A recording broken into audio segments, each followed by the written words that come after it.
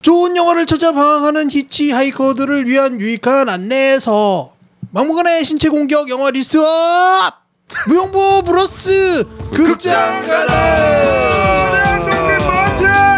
아 만세구나. 극장에 다녀왔습니다. 네, 안녕하세요. 어느새 91번째 극장에 다녀왔군요. 네, 91회 극장 가다 같이 모여서 보려 했으나 우리가 같이 못 모였지? 바쁜데 뭐. 다 뭐 광복절 만세 부르라고 나는 광복절 누가 안 된다 그랬어? 아, 저는 안 됐고. 난 만세 불렀지. 너야 너. 넌가? 네가 안 돼서 못 모인 거지. 그렇죠. 그래? 아, 너 출근한다 그랬잖아. 네, 저 일했죠 그때. 나도 안 된 거였는데 너만 혼나네? 광복절날 출근시키는 회사는 뭐? 나도 안 됐어. 괜찮아요. 저 10년째 혼나는데 뭐. 형은 안 된다는 사실 자체를 얘기를 안 해줬어요.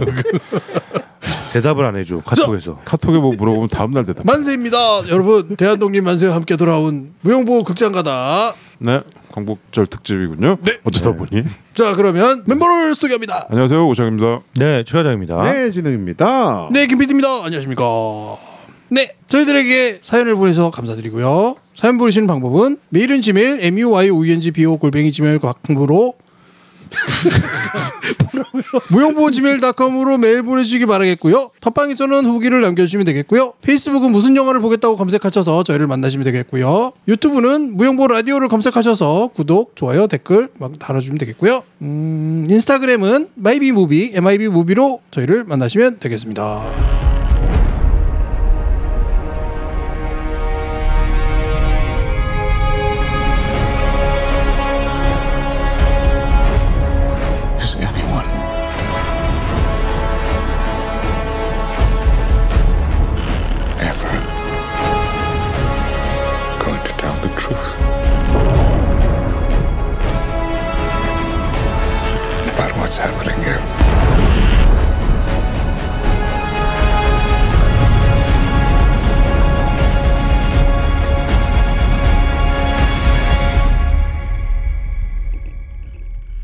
한 번째 극장 가다를 진행하고 있습니다. 오늘은 저희가 무슨 영화를 보고 왔을까요? 네, 91번째 무용보 브로스 극장 가다는 크리스토퍼 놀란 감독의 오펜하이머였습니다. 오펜하이머 사람 이름이죠. 네. 아주 뭐 장안의 화제가 됐고 특히 소셜 네트워크에서 이 오펜하이머랑 바비랑 이 두 개가 엄청 옛날 한 몇 달 전부터 한 1년 전부터 이렇게 막 변죽을 정말 많이 울렸어요. 근데 아니나 다를까 정말 개봉을 비슷하게 둘이 하고 지금 서구에서는 바벤하이머라 그래서 네. 두 영화를 거의 합쳐서 뭐, 동지 상영 비슷하게 하면서 합쳐서 마치 두 개가 세트인 것처럼 네, 시너지가 딱 벌어진 거죠. 사실 완전히 다른 영화 두 개인데 두 개가 이상하게 같이 붙어 다니면서 두 개가 같이 떴어요. 두 개의 결이 다른 영화가 두 개 다 뭐 엄청 흥행을 하고 있고 전 세계적으로. 우리나라는 오펜하이머가 미국에서 개봉하고 한 달 정도 있다가 개봉을 했어요. 맞아요. 사실 이게 요즘은 이렇게 안 하잖아요. 동시에 하는데 네. 보니까 8.15를 맞춘 것 같아요. 그렇죠. 일부러 맞췄죠. 그렇죠. 네. 광복절을 맞춰가지고 8.15에 개봉을 해서 약간 좀 몰아서 약간 네. 그렇게 마케팅해서 하려고 했던 것 같은데 약간 늦은 감이 없지 않아 있었다. 한국은 뭐 마블 영화 이런 거는 제일 먼저 개봉하고 막 그러잖아. 그렇죠. 아니 먼저 했었어도 괜찮은데. 그렇죠. 좀 빨리 했어도 괜찮은데 하여튼 이 뭐 시국에 8.15를 맞추는 게 좋지. 그러나 일제가 설치는 이 시국에. 돌려서 근데 이번 잘까 봐. 8.15 때는 저기 방공 영화를 했어야 되는데 그게 안 돼갖고 참. 내 차 번호도 8.15야. 아무도 예상 못했지. 너 8.15냐? 8.15에 이렇게 시작돼. 그래서 우리도 8.15를 기점으로 네. 8.15가 그저께였잖아요. 네네. 네. 근데 어떻게 영화들 신통하게 다 봤어요? 아, 그쵸. 저 이렇게 영화 본 거 진짜 오랜만이에요. 그러게요. 딱 개봉일에 나도. 맞춰서 미리 예매를 딱 해서 아, 예매해서. 네. 그날 예매뿐만 개봉일 아니라 날 제일 가서. 첫 상영분을 내가 본 건 진짜. 아, 진짜? 나는 진짜 16일 날 오랜만에. 봤는데 어제. 진욱이 첫날 저도 어제 봤죠. 첫 회를 보셨다고요? 8.15 첫날 첫회. 조조. 일찍 가서 9시 몇 분 하는 거. 와 근데 진짜 그날 내가 좀 예매하면서 좀 어이가 없었던 게 그 막 동네에 있는 극장들 막 표를 다 뒤져봤는데 표가 막 자리가 없죠. 자리가 없어. 예. 그래가지고 겨우 그 앞자리 앞에서 두 번째 자리 거기 구해가지고 거기서 봤네요. 반응이 좋아요 지금. 근데 극장 갔는데 꽉 찼더라고요 사람. 8.15 첫날에 55만 오펜하이머. 네. 근데 이게 지금 입소문은 약간 길고 대사가 많아서 네. 좀 약간 좀 실망이다 뭐 이런 것도 없지 않아 있는 것 같긴 해요. 쉬운 영화는 아니었던 것 그렇죠. 같아요. 네. 나는 뭐 개인적으로 재밌게 봤긴 했는데 네. 일단은 라인 그 대사가 너무 많아. 네. 그래서 이 자막을 읽기 시작하면은 이게 뭐 잘 안 되겠더라고요. 그런 문제가 좀 있고 우리가 기존의 어떤 크리스토퍼 놀런 감독의 영화 뭐 다크나이트나 무슨 인셉션 뭐 인터스텔라 뭐 이런 거를 기대하고 가셨다가는 약간 좀 결이 다른. 그렇죠. 약간 이거는 덩케르크인데 약간 전기 바이오의 오펜하이머 바이오에 그쵸. 맞춘 네. 그런 영화였다. 그러나 시기 적절했고 8.15를 지으면서 일본에서는 어떻게 개봉했나 좀 궁금하긴 하네요. 일본은 지금 개봉 날짜도 아직 잡히지 않았다고 하고 일본은 좀 예, 개봉을 할지 말지도 아직 정해지지 않은 상황이라고 합니다. 아무튼 일본은 좀 거시기 하겠어. 아무튼 예, 오펜하이머 91번째 극장가도로 했습니다. 네, 오펜하이머 뭐 출연진을 좀 소개해 보겠습니다. 아 이거 출연진이 이게, 예. 이게 장난이 아닌데 이거 어떡하지? 진짜 많아요. 진짜 진짜 많고 화려해요. 유명한 사람이 예. 너무 많이 나오고 이 다크나이트에 왜 오스카 삼총사 조연들이 있었잖아요. 여기는 삼총사 정도가 아니고 더 10위까지는 아닌데 너무 많이 나왔어. 나는 마지막에 트루먼 거기서 깜짝 놀라. 나는 생각도 안 했는데 트루먼이 딱 나오고 나서 에? 게리 올드만은 예. 처칠도 하고 트루먼도 했으니까 이제 스탈린만 하면 예. 그 포츠담 회의 3인방을 다 하는 거야. 대단한 네. 배우야. 예. 예, 뭐 핵심적인 배우들만 좀 네, 소개해 보겠습니다. 그러시죠. 예, 예, 예. 우리가 알만한 사람들로. 예, 일단 예. 오펜하이머가 누구였나요? 예, 줄리어스 로버트 오펜하이머. 예, 줄리어스. 예, 역으로는 킬리안 머피가 나왔고요. 근데 킬리안 진짜 머피. 너무 고증을 잘했더라고요. 잘했어요. 그 오펜하이머 제가 실제 푸티지를 좀 이제 보고 갔는데 그게 이렇게 떠오를 정도로 그 모습을 연기를 잘했더라고요. 이게 사실 안 닮았는데. 그쵸. 킬리안 머피랑 예. 로버트 오펜하이머랑 안 닮았어요. 예. 근데 진짜 이 화장이랑 고증이랑 이런 거를 진짜 크리스토퍼 놀란 21세기 스탠리 쿠브릭답게 예. 정말 똑같이 너무 해가지고. 잘했던데요. 저 킬리안 머피가 좀 살을 좀 뺀 것 같아. 네, 살 뺐죠. 그래서 약간 앙상한 느낌이 좀 들게 좀 연기를 한 것 같고요. 뭐 목소리 연기 같은 거 신경 많이 썼다 그러더라고요. 그 목소리 톤 흉내 내려고. 그리고 오펜하이머 아내 캐서린 역으로는 에밀리 블런트가 나왔고요. 에밀리 블런트. 네. 그리고 이 오펜하이머가 참여하게 되는 맨해튼 프로젝트의 또 다른 한 축, 네. 그 군인 레슬리 그로브스 역으로 맷 데이먼이 나왔습니다. 그렇죠. 이 그로브스 장군은 이렇게 거인이에요. 거인. 네. 190이 넘고 몸무게도 막 100몇십 킬로인데 맷 데이먼은 그렇게 커 보이지는 않는데 그렇죠. 그렇죠. 여기서 약간 좀 살도 찌우고 약간 네. 좀 그렇게 해서 좀 비슷하게 했는 거 같아요. 네. 장군하고 비슷하더라고요. 그러니까 원래 사진들 여러분들 구해서 보시면 사실 이 배우들이 안 닮았는데도 이게 이렇게 되는구나. 닮았어요. 그리고 우리 보는 우리한테 어떤 그 신뢰를 줘. 이렇게 됐을 거라라는 그게 어떤 영화의 힘인 것 같아요. 네. 맨해튼 프로젝트가 어떻게 보면 이제 대형 국책 무기를 만드는 작업이잖아요. 그렇죠. 어떻게 보면 나라의 운명을 건 승부 도박이었죠. 도박. 예, 그래서 군과 이 그 과학자들이 같이 움직이는 프로젝트였는데 거기서 이제 군 쪽에 통솔을 하는 그쵸. 매니지먼트가 이 그로브스가 한 거고 이 과학자들을 통솔하는 과학 행정가로서의 역할은 오펜하이머가 한 거죠. 그렇죠. 네, 그리고 이제 나중에 오펜하이머와 대립 관계를 이루게 되는 정치인 루이스 스트로스 역으로 로버트 다우니 주니어가 나왔습니다. 네, 로다주 아이언맨이 여기서는 할아버지로 그 어떻게 보면 노회한 정치가. 그렇죠. 근데 이 사람이 이제 사업해가지고 돈을 벌어서 우리로 따지면은 지출한 그러니까 거죠. 미국에는 상공부 장관이라는 게 있잖아요. 상공부. 네. 우리로 따지면 중소벤처기업부인가 산자부인가 네. 뭐 이런 거 합쳐놓은 것 같은. 거기 이제 장관도 하고 그러신 분인데 그 사람 청문회 때 네. 그거가 이제 이 영화에서는 현재. 네, 그렇죠. 그렇죠. 예. 거기서 어떻게 보면 오펜하이머를 함정에 빠뜨리는 그렇죠. 약간 그런 역이에요. 모함하는. 어떻게 보면 여기서의 좀 빌런이죠. 그렇죠. 그게 이제 처음엔 빌런인지 잘 모르겠는데 영화를 이렇게 쭉 보시다 보면 네. 이 사람이 빌런이구나. 근데 그 연출이 저는 뭐 이따도 얘기하겠지만 좋더라고요. 현재를 흑백으로 처리했던. 그렇죠. 현재가 흑백이고 과거가 칼라죠. 네. 여기서. 그 연출이. 수많은 위대한 실존 물리학자들이 그렇죠. 물리학. 영화에 이제 계속 나오는데요. 뭐 우리가 사실 그 이름들을 몇 면을 다 알기는 그렇죠. 쉽지 않죠. 뭐잘 모르죠. 예. 우리 또 문송합니다 합니까 우리 예. 다. 근데 이제 우리가 아는 배우들이 주요한 물리학자들을 연기를 많이 했습니다. 그렇죠. 예, 일단은 소개할 만한 배우가 데이비드 힐 역으로 라미 말렉이 나왔고, 그렇죠. 예, 그렇죠.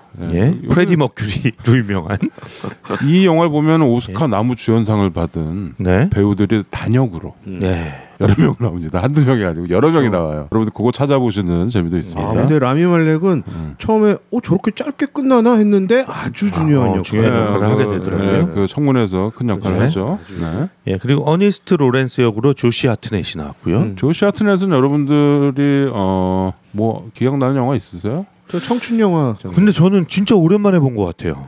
계속 활동을 했는데 네. 약간 주연급 대형 배우인데 네. 약간 크리스 에반스랑 좀 겹쳐. 내가 봤을 때는 그쵸. 좀 밀린 것 같은데 옛날에 뭐 럭키 넘버 11 뭐 이런 거 액션, 그쵸. 트릴러. 그다음에 TV에서도 많이 했어요. 되게 잘생긴 코케이션 백인 남자 배우인데. 예. 하여튼 여기서 이제 오펜하이머 친구 좀 늙었더라고요. 동료 그 사이에. 교수로 더 나오죠. 늙었어 이제. 네. 그리고 버니바 부시 역으로 매튜 모딘이 나왔고요. 매튜 모딘. 네, 매튜 모딘도 참 많이 이제 나이가 야, 완전 할아버지더라고요. 목소리가 할아버지던데. 그렇죠. 연기를 그렇게 한 건지 모르겠는데. 매튜 모딘. 그리고 옛날에 80년대 청춘 무비에 나오던 그런 그렇죠. 배우인데. 청춘무에 나오고 그 버디에 나왔던 예. 그 배우입니다. 네. 그리고 닐스 보어 역으로 케네스 브레너가 나옵니다. 케네스 브레너도 나오네. 참. 네. 그러니까 케네스 브레너가 여기서 이제 오펜하이머의 은사로 나오죠. 스승으로. 네. 그 독일의 그 대학에서 오펜하이머를 가르쳤던 첫 장면이랑 중간에 한번 나오죠. 그리고 이제 아인슈타인이 나오잖아요. 그렇죠. 네, 아인슈타인 근데 저는 이 배우는 잘 모르겠던데 톰 콘티라는 배우가 나왔는데 뭐 여기저기서 조금씩 나오는 예. 배우인데 여기서 아인슈타인을 해가지고. 네. 근데 되게 아인슈타인 같았어요. 네. 그렇죠. 그래서 아인슈타인이 이제 오펜하이머보다 나이가 한참 많죠. 네. 나이가 한참 많고 오펜하이머도 빨리 죽었지만 오펜하이머보다 먼저 죽었죠. 아인슈타인이. 네. 하여튼 이 독일에서 미국으로 망명한 네. 뭐 이 영화에 나오는 사람 중에도 제일 유명한 사람이겠죠. 아무래도 아인슈타인이. 그렇죠. 일단 저 한 100m 멀리인데 헤어스타일만 보고 아인슈타인이구나. 아인슈타인. 그렇죠. 여기서 제일 유명한 물리학자 아인슈타인. 두 번째가 유명한 사람이 이제 오펜하이머겠고. 네. 세 번째가 이제 텔러 정도 되겠죠. 네. 수소폭탄의 아버지. 네. 에드워드 텔러. 네. 근데 이 배우는 누군지 잘 모르겠더라고요. 배우는 네, 저도 잘 모르겠는데. 베니 샤프디라는 배우가 나왔는데 저 처음 봤습니다. 그리고 정말 아주 짧은 등장이었지만 씹어먹은 트루먼 대통령 역으로 대통령. 게리 올드먼이 나왔습니다. 게리 올드먼이 와, 트루먼 진짜 대통령을 했습니다. 저는 이게 진짜 짧은 장면이었는데 짧죠. 소름이 돋았어요. 그 백악관 그거는 되게 공개가 된 네. 되게 유명한 일화예요. 에피소드예요? 예, 그 에피소드가 되게 유명한 건데 그걸 그대로 네. 재현을 한 거야. 그러니까 그 오펜하이머가 트루먼을 만나서 네. 내 손에 피가 묻었다 이 말을 했대. 예. 그랬더니 트루먼이 싹 얼굴이 변하면서 야, 울보는 뒤지 마. 야, 저거 폭탄 만든 사람은 아무도 몰라. 폭탄 내가 터뜨린 거야라고 하잖아요. 그리고 딱 나가는데 뒤에다 대고 징징거리는 애들 쟤 내쫓아. 징징거리는 애들 이랬다는 거야. 들여보내지 마. 그렇죠. 크라이베이비라고 하죠. 네. 그건 되게 유명한 에피소드고 그 뒤로 트루먼이 오펜하이머랑 상대를 안 했대. 그랬을 것 같아요. 참 그런 거 보면 이 정치인과 과학자의 예. 어떤 간극을 볼 수가 있죠. 네. 그 씬은 진짜 최과장님 얘기대로 그 진짜 짧은 씬인데 약간 진짜 저도 소름 돋았던 것 같아요. 소름 돋았어 나 진짜. 거기서의 그 게리 올드만의 그 대사와 그 표정. 이게 어디서 네가 쏘라고 한 건 나야. 좀 어이없어 하잖아요. 딱 그 말 들으면서 어이없어 하면서 그게 사실 어떤 역사의 좀 그 엇갈림이죠. 사실 네. 루즈벨트가 갑자기 죽었잖아요. 그러니까 원래 아팠지만 네. 루즈벨트 대통령이 죽고 그다음에 트루먼이 갑자기 대통령이 돼서 핵폭탄을 히로시마에 떨어뜨려라는 명령을 내리는 겁니다. 그래서 사람들이 아직도 루즈벨트가 대통령이었으면 안 터뜨렸을 수도 있다. 했을까? 그리고 그 핵폭탄 터뜨리는 것도 여러 가지 안이 있었잖아. 그렇죠.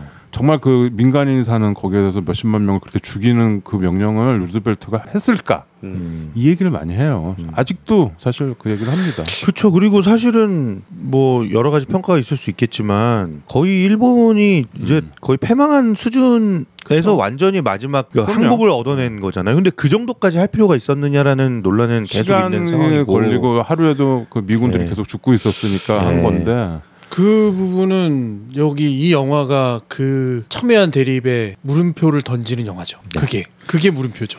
그쵸. 가장 중요한 주제인데. 제일 중요한 건 그 진주만에 대한 복수 아니에요, 그냥? 아니 그건 맞는데 그거 그거 맞죠. 맞는데 뭐 어떤 문제냐면 결국은 어떤 이유로 그렇게 해야만 하느냐에 대한 게 오펜하이머에게는 또 다른 이유가 또 있지. 그러니까 그게 단순히 전쟁을 이기고 지구의 문제가 아니라 이 위력을 보여줘야 된다. 이 위험한 물건에 대한 나름대로의 아주 비틀리어 있지만 현실적인 철학이 있는 거죠. 있어요, 맞아요. 전쟁을 끝낼 것이다 이게. 그 다음에 이 모습으로 인해서 그러니까 억제력이 생길 거다라는 얘기가 그러니까 전쟁이라는 게 끝날 것이다라는 얘기죠. 특히 이 무기를 사용한 전쟁은 모든 전쟁을 다 끝내. 근데 그 생각은 틀린 거였고 우리한테 정말 중요한 거가 이제 트루먼이었죠.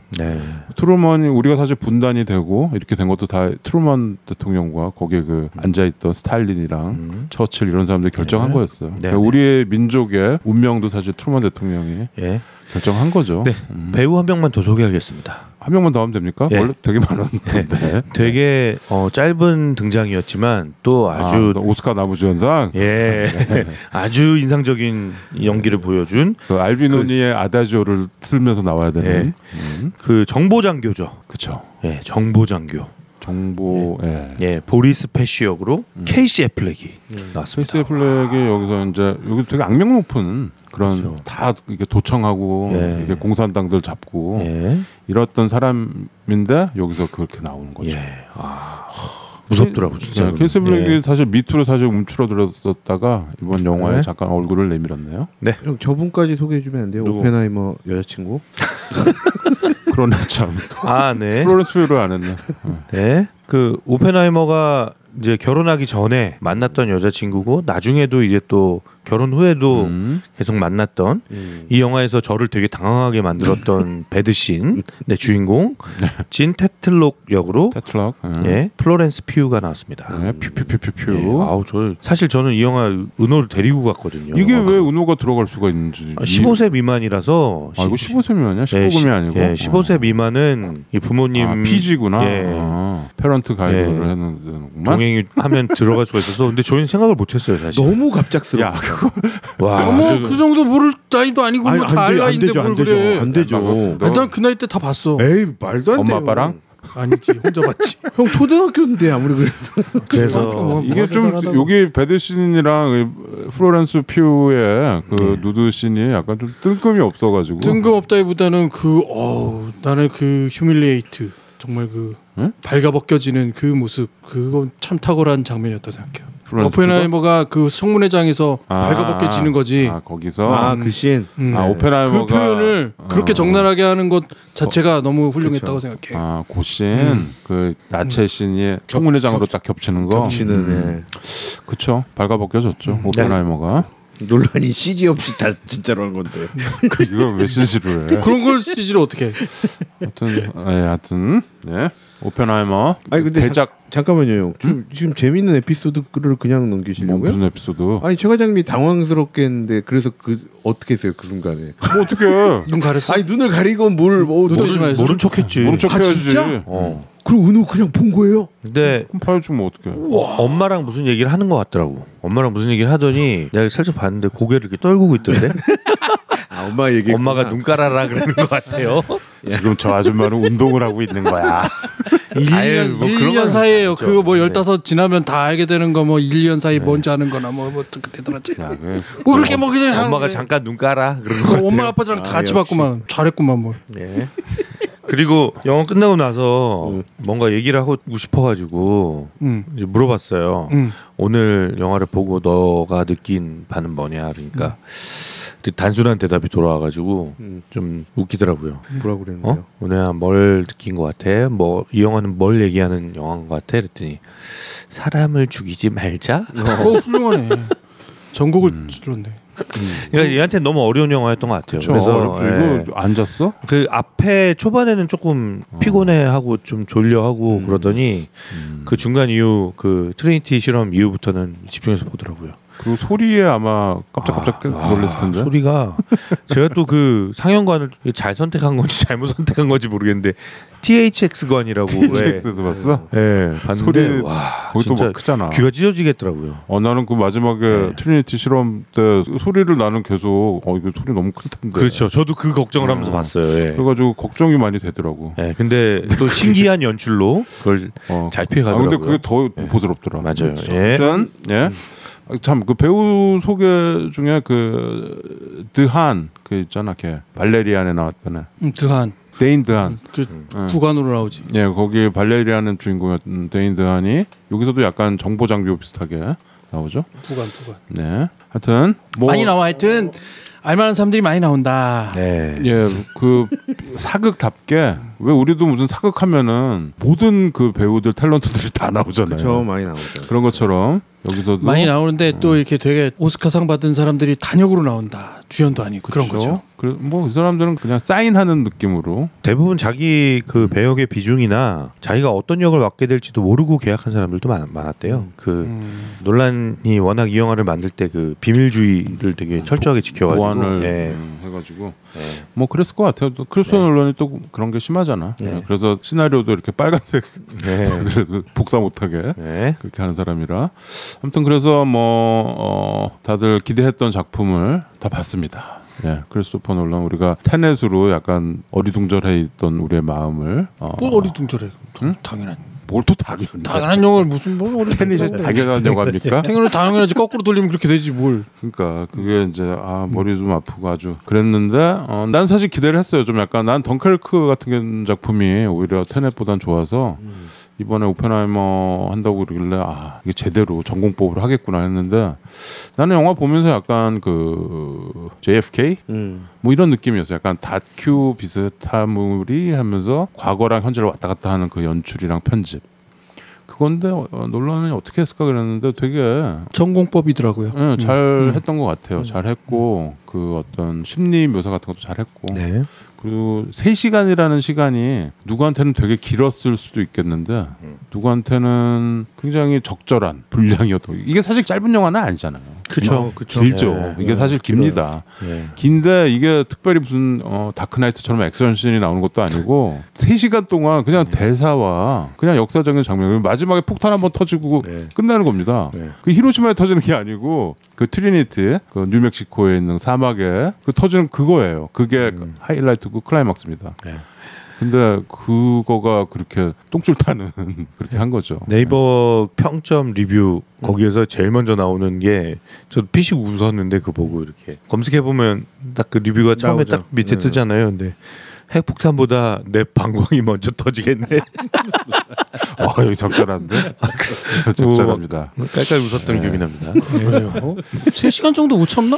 근데 이제 그러니까 좀 지루했던 얘기를 하는 아바타도 거죠. 그래서 지루했는데 확실히 호불호가 있는 영화일 수 있다. 그거는 뭐 확실한 것 같아요. 근데 뭐 아까도 얘기했지만 그 아까 30, 40대 남성들 약간 네. 그 모르겠어요. 나는 이거 내가 뭐 우리나라에서 발렌타인 30년이랑 조니워크 블루가 잘 팔리고 막 평양냉면 막 가려서 먹고 뭐 소주 처음처럼이라고 참이슬 가려서 먹고 막 이러는 그 약간 허세 비슷한 이런 30, 40대 남자들이 놀런 팬들이 많더라고요. 뭐 내가 그냥 뭐 이거 그냥 직관적인 생각인데 그래서 이 사람들이 그 인터스텔라의 어떤 우리나라의 그 매니아들이 많이 생겼잖아요. 그렇죠. 그래서 그때 그 팬들이 쭉 이렇게 이어지면서 근데 그 한참 전인데 그 맥락이 아직도 이어지는 것 같아요. 그래서 이번에 이거는 물리학과 양자 역학 이런 거 해가지고 그렇죠. 또 사람들이 막 이렇게 예습도 많이 하고 그 층이 있잖아요. 그 매니아층들이 네. 굉장히 그 확대 재생산하면서 그 저절로 마케팅 그렇죠. 바이럴이 됐다. 그렇죠. 그래서 팡 하고 이제 개봉을 한 상황 아니에요. 네. 앞으로 어떻게 될지는 모르겠는데 전 세계적으로는 이게 히트가 됐습니다. 지금 터졌습니다. 그렇죠. 크게 터쳤어요. 예. 이게 제작비가 1억 불 정도 들었는데 지금 뭐 7억 불 7배를 벌고 있어요. 우리나라에서는 지난주 개봉 어제 개봉했는데 그제입니까? 네. 네. 오늘 기준으로. 그러니 이것도 1조가 빌리언 클럽에 가입하지 않을까. 10억 불을 벌지 않을까.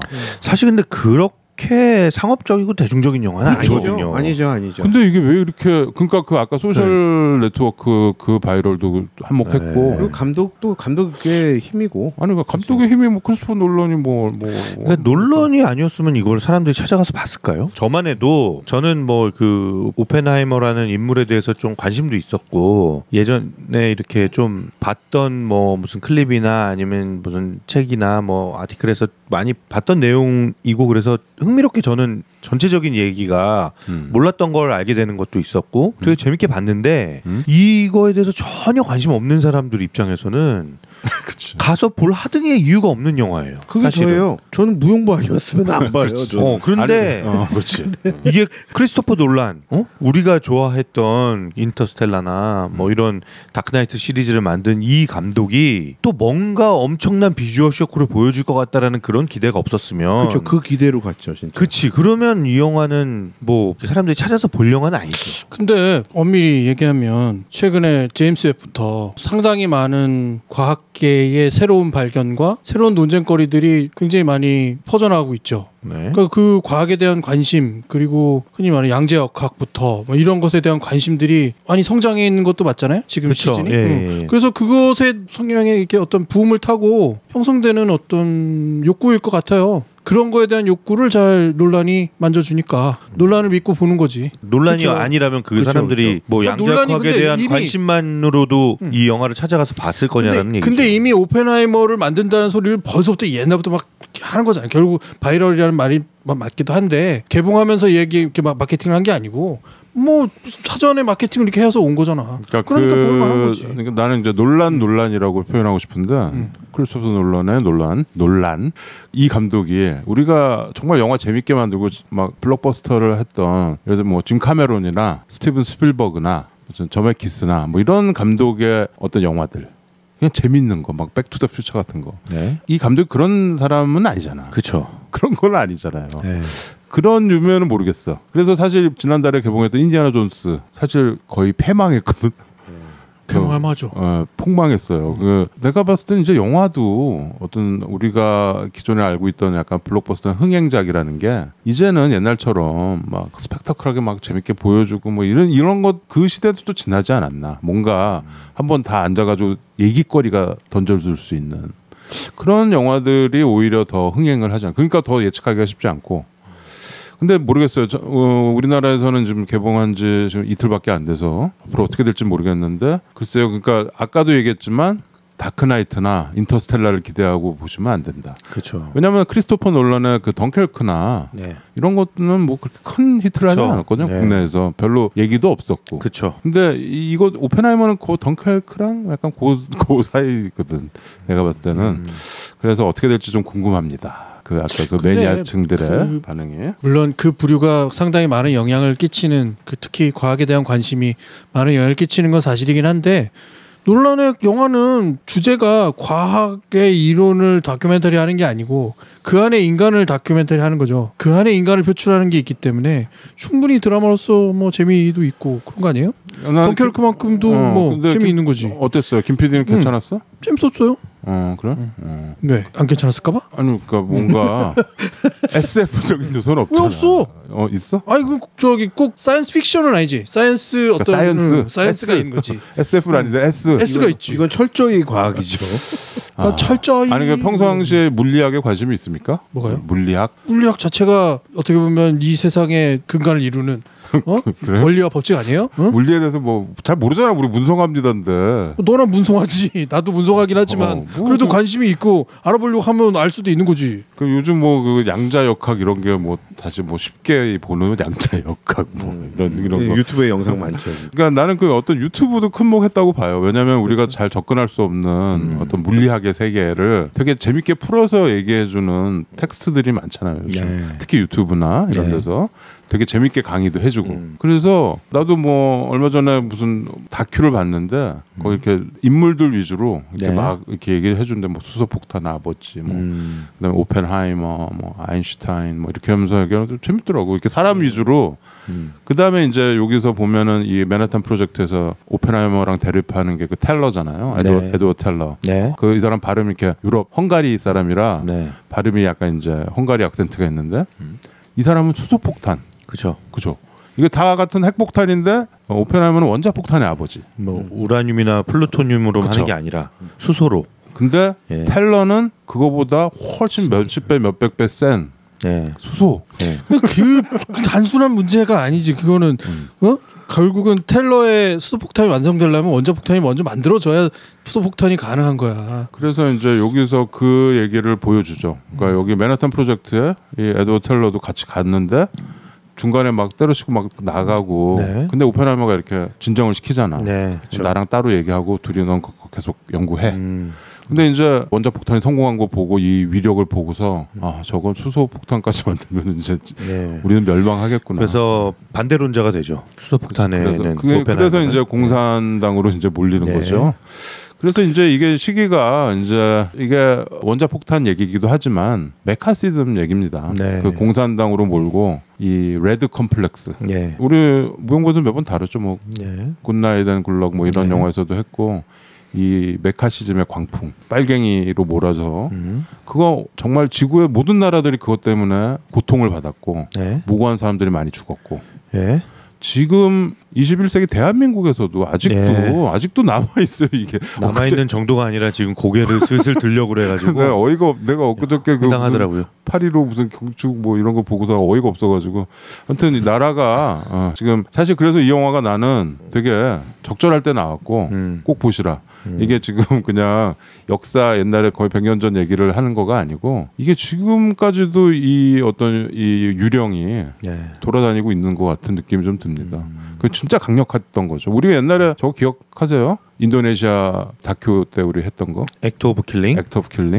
그러니까 거의 모든 나라도 그런 일들이 벌어졌고 우리나라에서도 그랬고 그거가 사실 근데 거의 뭐 다 7, 80년 전 얘기였는데 아직도 남아요. 그 이제 공산주의랑 자본주의랑 경쟁 끝났어요. 공산주의는 다 망했고 이제 다들 이제 하이브리드로 가는 세상인데 아직도 빨갱이 뭐 이런 얘기를 하는 사람들이 있고 이거는 이 영화를 보면서 우리가 여기서 이 오펜하이머가 얼마나 괴로워합니까? 자기는 애국자인데 그걸 중점으로 봤구나. 무작은. 그렇죠. 그거가 되게 중요한 라인에 가잖아요. 이 영화에서.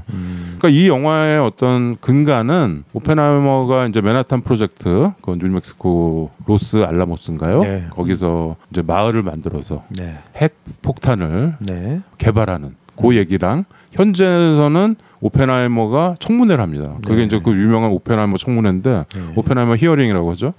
그 히어링에서 이 사람이 자기가 애국자고 소련 스파이가 아니라는 걸 증명해야 했던 그거가 같이 가는 거죠. 그래서 결국 집니다. 그죠? 그 감옥을 가는 건 아닌데 보안 인가를 취소당하죠. 아인슈타인이 사실 거기서 그 얘기를 하잖아. 너 그거 하지 마. 그냥 안 한다 그래. 왜 네가 거기 가서 그걸 증명하니? 너는 원자폭탄의 아버지인데. 그러면서 오펜하이머가 아니는 나는 이거를 내가 너무 억울해서 내가 가서 이거 다 밝힐 겁니다. 그러니까 아인슈타인이 돌아가는 오펜하이머 뒷꼭지에다 대고 바보라고 했대요. 그 비서가 하는 말이 그 이디시 그러니까 유대 말로 히브리어로 바보라고 그랬대.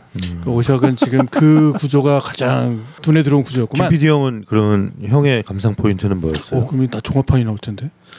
하세요. 뭐가 나온다고요? 하십시오. 이런 거죠. 전쟁을 하고 있어요. 파시즘과 전쟁을 할 때 중요한 점은 파시즘은 전체주의와 비인간주의죠. 그런데 이제 좌익, 공산주의에 대한 개념은 모두가 평등하고 모두가 공평한 대우를 받자라는 게 기본의 바탕이기 때문에 많은 지식인들이 공산주의자가 됐죠. 그쵸. 공산당에도 가입하고. 너무 매력적이지. 1920년대, 10년대 다 이뤘던 일이야. 우리 전 세계적으로. 그렇죠. 1910년대 그 러시아의 볼셰비키 혁명이 일어났을 때 모든 거의 이 부분에 광분하는 지식인들은 만세를 불렀지. 이제 정말로 원하는 세상이 온다. 우리가 어떤 액션을 취하면 그런 세상을 쟁취할 수 있다라는 개념이었죠. 근데 전쟁을 하고 있어요. 파시즘이야. 파시즘을 몰아내야 되는데 문제는 뭐냐면 파시즘을 가진 이 독일의 히틀러가 핵폭탄을 개발하고 있다는 거야. 이미 이거 큰일이죠. 파시즘이 만약 핵폭탄을 갖게 되면 공산주의는 완전히 밀려날 거고 이 사회주의의 전체주의가 전 세계를 지배할 거야. 그러니 당연히 핵폭탄을 만드는 것에 동참하죠. 그러니까 벌써 독일이 뭐 한 18개월, 뭐 1년 반 이상을 앞서가고 있다고 하니까. 그러니까 여러분들이 많이 착각하는 게 이게 지금 핵폭탄을 소련과 미국이 서로 경쟁하는 거는 나중 얘기고. 그렇죠. 처음에 만든 거는 히틀러가 만든다 그래서 독일에서 맨 처음 이 현상을 발견을 했고 핵분열을 처음에 독일에서 했어요. 그래서 그걸 보고서 다 깜짝 놀래가지고 그래서 미국에서 이거 우리가 먼저 해야 되는데 해가지고 만들게. 그래서 루즈벨트가 여기에 아주 큰 공을 들이는 거고 전격적으로 예산을 다 투입하는 거고 심지어는 이걸 주도하는 그 누구지 그 장군 그로브스 장군인가? 이 사람은 펜타곤을 완성한 사람이에요. 네. 그러니까 펜타곤이라는 개념도 핵폭탄 이전에 만드는 거라 펜타곤 오각형이잖아요. 어느 한 곳이 공격당해도 나머지 4곳이 한 곳의 기능을 완벽하게 수행할 수 있다는 개념으로 만든 게 펜타곤이거든. 아, 그렇죠. 이 장면, 이 영화에서 되게 재밌는 장면이었어. 둘이 오펜하이머랑 그로브 장군이랑 만날 때 처음 만났는데 둘 다 서로 되게 좀 시니컬하게 하면서 그 버클리인가 거기 이제 오펜하이머가 교수하고 있던 미국에 딱 와가지고 당신 그 장군도 아니고 뭐 대령인데 뭐 이런 중요한 일을 합니까? 그러니까 그로브 장군은 당신 노벨상도 못 받은 물리학자인데 그렇죠. 뭐 서로 디스를 하지. 근데 우리가 이번 걸로 당신 노벨상 받고 나는 장군이 될 겁니다. 그럽니다. 근데 이제 그 예언은 결국 틀렸죠. 그로브스는 장군이 되고 별을 다 계속 달았는데 오펜하이머는 끝까지 노벨상을 못 받습니다. 그러니까 죽음의 아버지가 된 바람에. 그러니까 오펜하이머의 대학교 영국으로 유학 갔을 때 하도 막 교수가 괴롭히니까 시아나 칼륨 그러니까 청산가리를 사과에다 묻혀가지고 갔다 왔잖아. 그 유명한 에피소드죠. 그 고소당해가지고 거의 막 저기 됐어. 감옥 갈 뻔했는데. 그냥 사람 그러니까 살인 미수야 이거 사실. 그렇죠. 지금 같으면은 아마 고소 고발당해서. 그 오펜하이머의 약간 극단적인 성격이 거기에 있다고 이제 생각하는 거죠. 그러니까 오펜하이머 약간 극단적이라는 건 뭐냐면 자기가 믿는 신봉하는 어떻게 보면 공산주의라기보다는 이 사회평등주의 이 부분에 나치는 정반대되니까 저 부분이 힘을 가져서는 안 되는 거야. 그래서 전력 투구를 해서 핵폭탄을 만드는 거죠. 그러니까 나치에게 사용하려고 혹은 나치를 위협하기 위해서 핵폭탄을 만드는 거예요. 그러니까 거기에 실제 책임자가 되는 건데 그러니까 어떻게 보면 그 조직하는 거 그러니까 4개의 파트를 구성해서 조직하면서 실제로 핵폭탄이 만들어질 수 있는 이론적인 체계 무슨 공장적인 체계 이것을 다 디자인하잖아요. 그러니까 이 사건 이후로 많이 회자되는 그 과학자의 이름은 페르미, 파인만 이런 사람들이에요. 양자역학에 그렇죠. 저기 매진한 사람들이고 닐스 보어 같은 사람들이 다 그러니까 과학 세계에서는 아까 얘기했던 그런 배우들보다 이 사람들이 더 유명한 사람들이죠. 그렇죠. 그러니까 그 사람들을 다 모아가지고 맨하탄 프로젝트를 하는 거예요. 뭐 여차여차해서 핵폭탄을 만들었어. 거의 이제 완성 단계가 됐는데 문제는 독일이 졌잖아요. 사용하지 않아도 되는 상황이 된 거야. 근데 여기서 중요한 문제가 생기죠. 오히려 이 사용에 대한 부분을 더 적극적으로 추진하고 완벽하게 사용하려고 한 입장을 가진 사람이 오펜하이머가 된 거죠. 실험도 완벽하게 하려고 그래. 근데 거기에 나름의 철학이 있어요. 왜냐하면 이게 굉장히 위험한 폭탄이기 때문에 이게 제대로 된 위력을 보여야만 사람들이 극도의 공포감을 갖고 이 공포감으로 인해서 앞으로의 전쟁이 억지될 것이다라는 자기 나름대로의 어떤 뇌피셜일 수 있겠지만 일견타당한 사상이 구축되는 거죠. 오펜하이머에게. 그래서 굉장히 적극적으로 핵폭탄을 활용하는 것에 아주 관심을 갖고 그런 모습이 다 그려지잖아요. 그래서 형의 감상 포인트는 어떤 거냐면 여기서 정리해보면 내가 알고 있는 세상이 옳은 것이 있어요. 정말 올바른 세상이 있어. 그 올바른 세상에 내가 피를 묻혀야 될 어떤 악역을 해야만 하는 그 능력이 나한테 있어요. 그래서 내가 그거에 매진했어. 근데 지나고 나니 이것은 그 이상으로 진행되면 안 된다. 내가 공포감을 갖고 여기서 끝내야겠다라고 말했던 것에서 정지돼야 되는데 그게 계속 가고 있는 거야. 더 커지고 더 위험해지고 그 상황으로 가고 있는 것에 나는 그럼 어떤 행동을 할 것인가?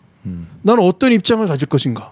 적극적으로 어떻게 행동할 것인가가 이 영화에 있는 모습이죠. 오펜하이머의 가장 적극적으로 후반부에 치닫는 모습은 핵폭탄을 만들더라도 핵폭탄에 대한 공개적인 사람들에게 알려가면서 우리가 이게 얼마나 위험한 것인지 계속 논의를 하면서 진행해야 한다라는 게 기본 입장이고 더 나가서는 수폭탄은 만들지 말자. 거기까지 가지 말자라는 게 이 입장이죠. 규제하자. 규제하잖아요. 국제기구를 만들어서 규제를 해야 된다라는 얘기를 계속하고 있죠. 그게 얼마나 나이브한 생각이야. 우리가 안 만들면 소련이 먼저 만들 텐데. 그러니까 넌 스트로스의 입장인 거야. 그러니까 아니 그건 너무나 당연한 거 트루먼이 거기서 백악관에서 어이가 없어가지고 내쫓은 거지.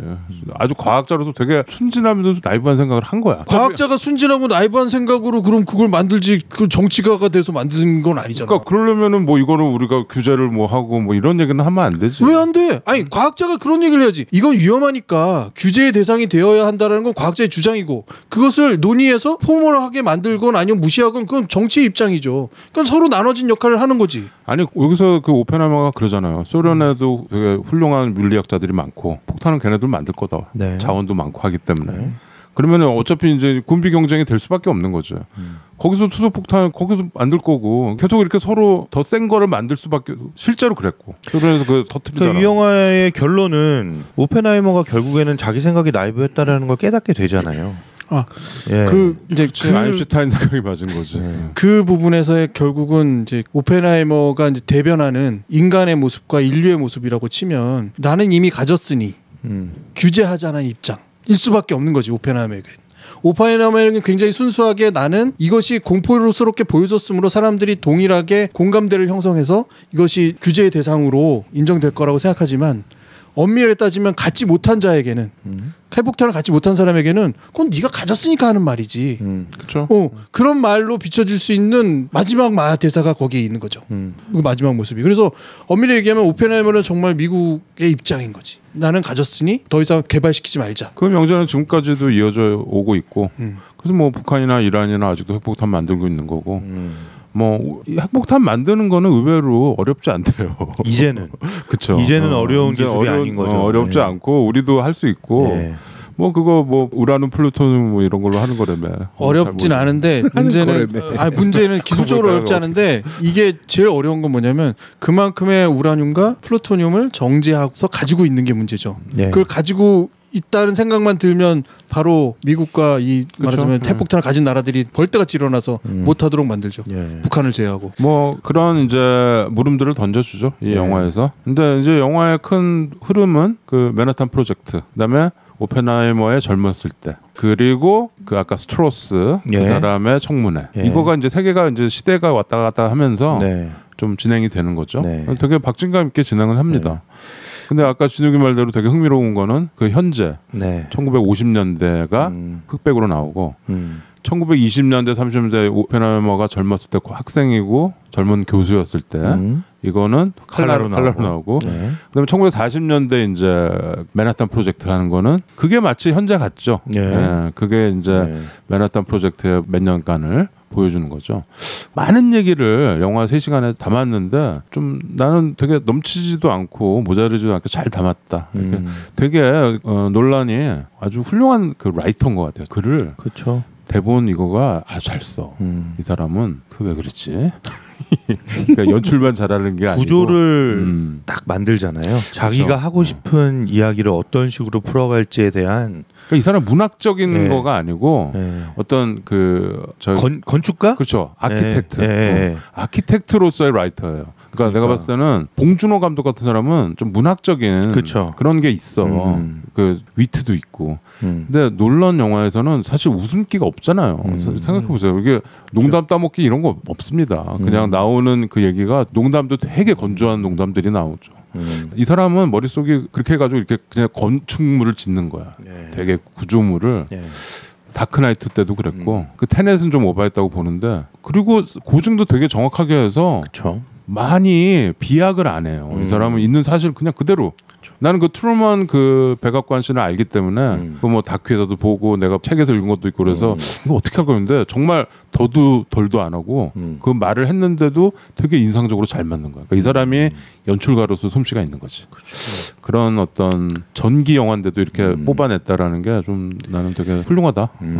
논란 영화들 거의 다 봤지만 이 사람이 이제 대가의 길을 가는구나 싶더라고요. 근데 저는 이제 김 PD 형 얘기 들으면서 저는 약간 형처럼 이렇게 좀 차가운 느낌의 감상이 아니었어요. 그러니까 차갑게 이렇게 머릿속에서 이 사람은 어떤 선택을 했고 그 선택에 대해서 어떤 뭐 반응을 했고 이런 게 아니라 저는 굉장히 이제 감정적인 어떤 그런 충격을 좀 받았는데 이 감정을 뭐라고 표현해야 될지 모르겠는데 저는 그 트리니티 실험이 딱 성공하는 그 순간에 제가 느꼈던 감정은 당황스러움 같은 거였어요. 당황? 트리니티가 딱 성공했을 때 당황했다. 예, 저는 이제 우리는 어쩌면 좋지? 그러니까 약간 어디 길을 잃은 어린아이가 된 것 같은 그런 느낌을. 그러니까 사실 뭐 핵폭탄이라는 게 이미 죄가 태어나기 전부터 진작 존재해 왔던 거고 지금 뭐 우리는 엄청난 핵 위협 속에서 살고 있지만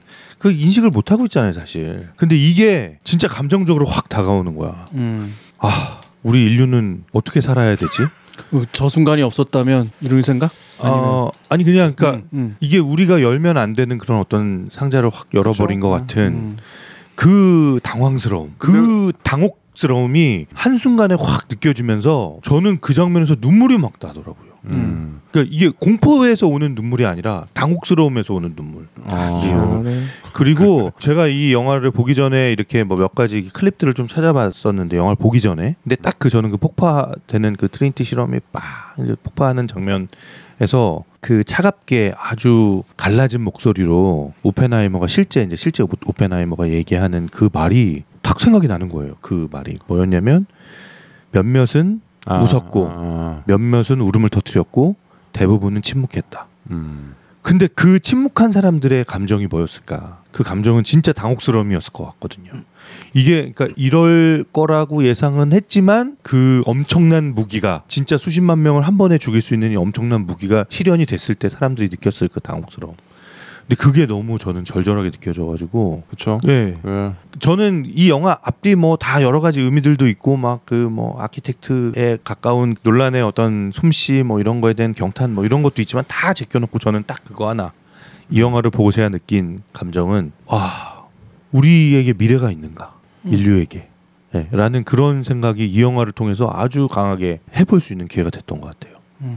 약간 최 과장님이 저하고 좀 비슷한 결의 감상인데 저도 이 영화를 보고 눈물이 났거든요. 그 눈물이 나는 지점은 좀 다르긴 해요. 근데 트리니티 그 실험과 연계돼서 쭉 이제 저는 뒤에서 터졌는데 어떤 장면이었냐면 전쟁 끝났다.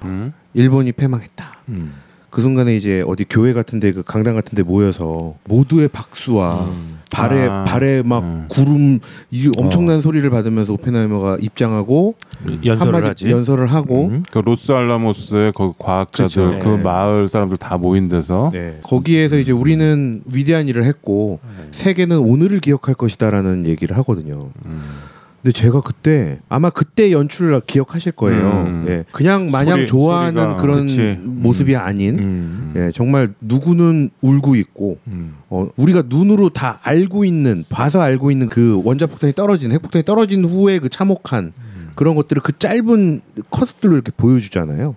연출로. 근데 그때 제가 그냥 눈물이 날 거라는 생각을 못했는데 그냥 갑자기 주르륵 흘리는데 제가 그때 너무 혼란스러운 거예요. 그러니까 뭐냐면 이 놀란 감독이 뭘 얘기하고 싶은 거지라는 생각을 하면서 저는 오펜하이머를 전혀 몰라요. 다 몰라. 저는 그냥 완전히 무지한 상태. 그러니까 뭐 많은 다수의 사람들이 모르고 그냥 뭐 감독만 보고 갈 수도 있고 그냥 뭐 원자폭탄 뭐 아버지랜다 뭐 이러고 갈 수는 있는데 저는 일부러 뭘 찾아보지도 않고 그냥 나에게 뭘 보여주려나 해서 가서 보고 느낀 바를 이렇게 말씀드리는 거지만 보고 저는 오펜하이머 스스로도 본인이 어떤 사람인지를 모르는 것 같은 거예요. 그리고 저희에게 보는 관객들로 하여금 이 감독이 당신들이 보는 오펜하이머는 과연 어떤 사람이었습니까를 던지는 것 같은 거예요. 그러니까 오펜하이머는 계속적으로 본인의 굉장히 혼란스러운 이 정신세계를 감독이 연출로 보여주거든요. 아까 전에 형이 뭐 특별한 관에서 봐서 소리가 그런가 싶었는데 저는 일반 관에서 봐도 제 귀가 찢어지는 줄 알았거든요. 근데 이게 어떤 느낌이 들었냐면 그 귀가 찢어지는 듯한 그 소리에서 제가 메스껍더라고요. 그러니까 그게 눈물하고 같이 연결이 돼 있는 거예요. 특히 그 씬에서 너가 느낀 그 감정도 내가 보기에는 당혹스러움이었을 것 같아요. 그렇죠. 당혹스럽죠. 준혁이도 당혹스러움이 있었구나. 그러니까 당혹스러우면서 뭔가 이 아픔도 느껴지지만 저들이 정말 저렇게 좋아하는 게 뭐 성공해서 일부 좋아하고 막 박수치고 그게 정말 저들이 좋아서 하는 것인지 막 이게 막 너무 혼란스러운데 제가 혼란스러운 걸 오펜하이머도 혼란스러워하더라고. 오펜하이머 스스로도 혼란스러워하는 거를 소리의 연출과 보여지는 연출로 보여주더라고요 감독이. 그래서 저는 이 영화를 끝나고 정말 마지막 음악 다 끝나고 마지막 한 번 더 오펜하이머가 제목이 뜨거든요. 영화의 제일 마지막. 그 앞에는 제목이 안 나와. 그렇죠. 맨 뒤에 나오지. 두 번 나와요. 두 번. 앞에 나오고. 앞에 나와? 앞에 오펜하이머가 나온다고? 앞에 나오고 뒤에도 나오는데. 나는 아이스티를 너무 많이 마셔가지고 크레딧 끝까지 못 보겠더라고. 화장실로 달려갔습니다. 근데 그래서 시간 참아가지고. 그래서 저는 끝나고 달려와서 다행스럽게도 제가 보는 이 채널에서 오샥 형도 중간에 한번 얘기했지만 오펜하이머 다큐멘터리 전쟁의 종식자들이라는 다큐멘터리가 또 있습니다. 그래서 영화를 보고 와서 그 다큐도 다시 봤거든요. 보다 보니까 정말 영화는 고증을 너무 잘했다. 그렇죠. 고증을 정말 인물 하나하나도 그 배경도 폭탄 핵폭탄의 모양도 너무 다 진짜 영화의 장면을 그대로 다큐로 옮겨온 것 그 같은. 벙커 똑같이 만들어 놓은 거 봤어? 그러니까요. 그것도 좀 대단해. 사막 색깔도 똑같아. 그게 하여튼 8월 15일 근처 되면 엄청나게 많이 회자되는 다큐예요. 그죠. 네. 핵폭탄의 아버지들 다 나고 8월 근데 15일 되면. 근데 그 다큐는 새로 나온 거잖아요. To End All Wars 네. 뭐한가 그거는 이번에 나온 거예요. 네, 새로 나온 중간에 거. 크리스토퍼 놀란 인터뷰가 나와. 네, 놀란 감독이. 그 실제로 영화의 장면들이 조금씩 중간에 들어간 것 같은. 영화 장면은 안 들어갔는데 영화 장면에서 썼던 장면들이 그러니까 그 나오지. 착각을 불러 일으킬 글쎄. 정도로 똑같아요. 다큐 어차피 장면. 그때 후티지가 많이 없어서 네. 그 그- 다큐는 좀 훌륭했던 것 같아요. 그 다큐를 보면서 오펜하이머를 다시금 생각하게 됐어요. 왜냐하면 그 다큐를 보니까 인터뷰 내용들이 나오는데 주변에 같이 근무했던 과학자, 물리학자들의 이 생생한 인터뷰들이 나오는데 그걸 보니까 오히려 제가 영화에 봤던 오펜하이머가 좀 미화돼 있는데 이 생각이 들었어요. 그렇죠. 아무래도. 다큐를 보니까 훨씬 더 혼란스러운 인물이고, 훨씬 더 날이 서 있는 인물이더라고요. 그래서 저는 사실 지금 이 순간도 제가 얘기하면서도 조금 혼란스러워요. 그러니까 우리가 약간 시쳇말로 관종이란 말 하잖아요. 그때 사람들이 오펜하이머는 관종이었다 이렇게 얘기하더라고요. 이 사람이 워낙 부잣집에 태어나서 그 아버지가 이제 독일에서 이민으로 왔는데 뭐 옷 의류 쪽 해가지고 엄청 재벌이 됐대. 그래서 이쪽에서 그냥 엄청 부자로 살다가 근데 머리가 너무 좋아가지고 얘는 1등을 놓쳐본 적이 없대. 어릴 때부터. 근데 이제 1920년대는 미국 지금 하버드가 뭐 이제 세계 최고 대학이지만 그때는 아니죠. 그때는 유럽에 있는 대학들이 최고고. 특히 물리학. 그렇죠. 물리학은 양자역학 네. 같은 거는 미국에 없었대. 예. 그래서 이제 오펜하이머가 가져온 거죠 양자. 이제 우리나라에서 내가 탑이니까. 그래서 캠브리지로 갔는데 거기 가서 오펜하이머가 쫙 주눅이 든 거야. 똑똑한 애들이 너무 많은 거지. 거기서 중간밖에 못 한다는 거지. 얘가 똑똑하긴 한데 거기 워낙 똑똑하고 뭐 소양이 많고 막 이런 애들이 너무 많으니까 거기서 얘가 그래서 그게 약간 정신 분열까지 간 거야. 그래서 막 사과에 독타고 한 거죠. 그거를 이제 구원을 해준 게 그 아까 그 보어 교수가 독일의 무슨 괴팅턴 뭐 네. 거기 그 대학으로 와서 여기서 양자역학 배워라. 그게 구원이 돼서 이 사람이 그때 독일로 다시 가서 OP라는 이름을 그렇죠. 이제 거기서, 사람들이 그렇게 네. 불러주는 거죠. 원래는 그게 아니에요. 오펜하이머를 이제 줄여서 OP 하는 거죠. OPPY, OP. OP가 되고 나서부터는 오펜하이머가 사람이 바뀌었대 또. 그러니까 이게 사실 안정적이고 좀 스테이블한 사람이 아니었던 거 진욱이 말이 맞는 것 같아요. 네. 굉장히 날이 서 있고 좀 흔들리고. 그래서 그런 청문회도 하고 그랬던 것 같아요. 그래서 미국으로 다시 돌아가서 1930년대 근데 그때는 정말 아까 김 PD가 얘기한 것처럼 공산주의 사회주의 공산주의가 엄청 어떻게 보면은 엘리트들의 뭐랄까요 약간 기호품 그런 거였잖아요. 그래서 전 세계적으로 그게 사실 스탈린이 러시아에서 몇 천만 명 죽이고 있었는데 그때 아무도 몰랐던 거야. 전쟁 중이었으니까. 혁명이 나서 그런데 소련이랑 미국은 그때 동맹이었어요. 같은 편.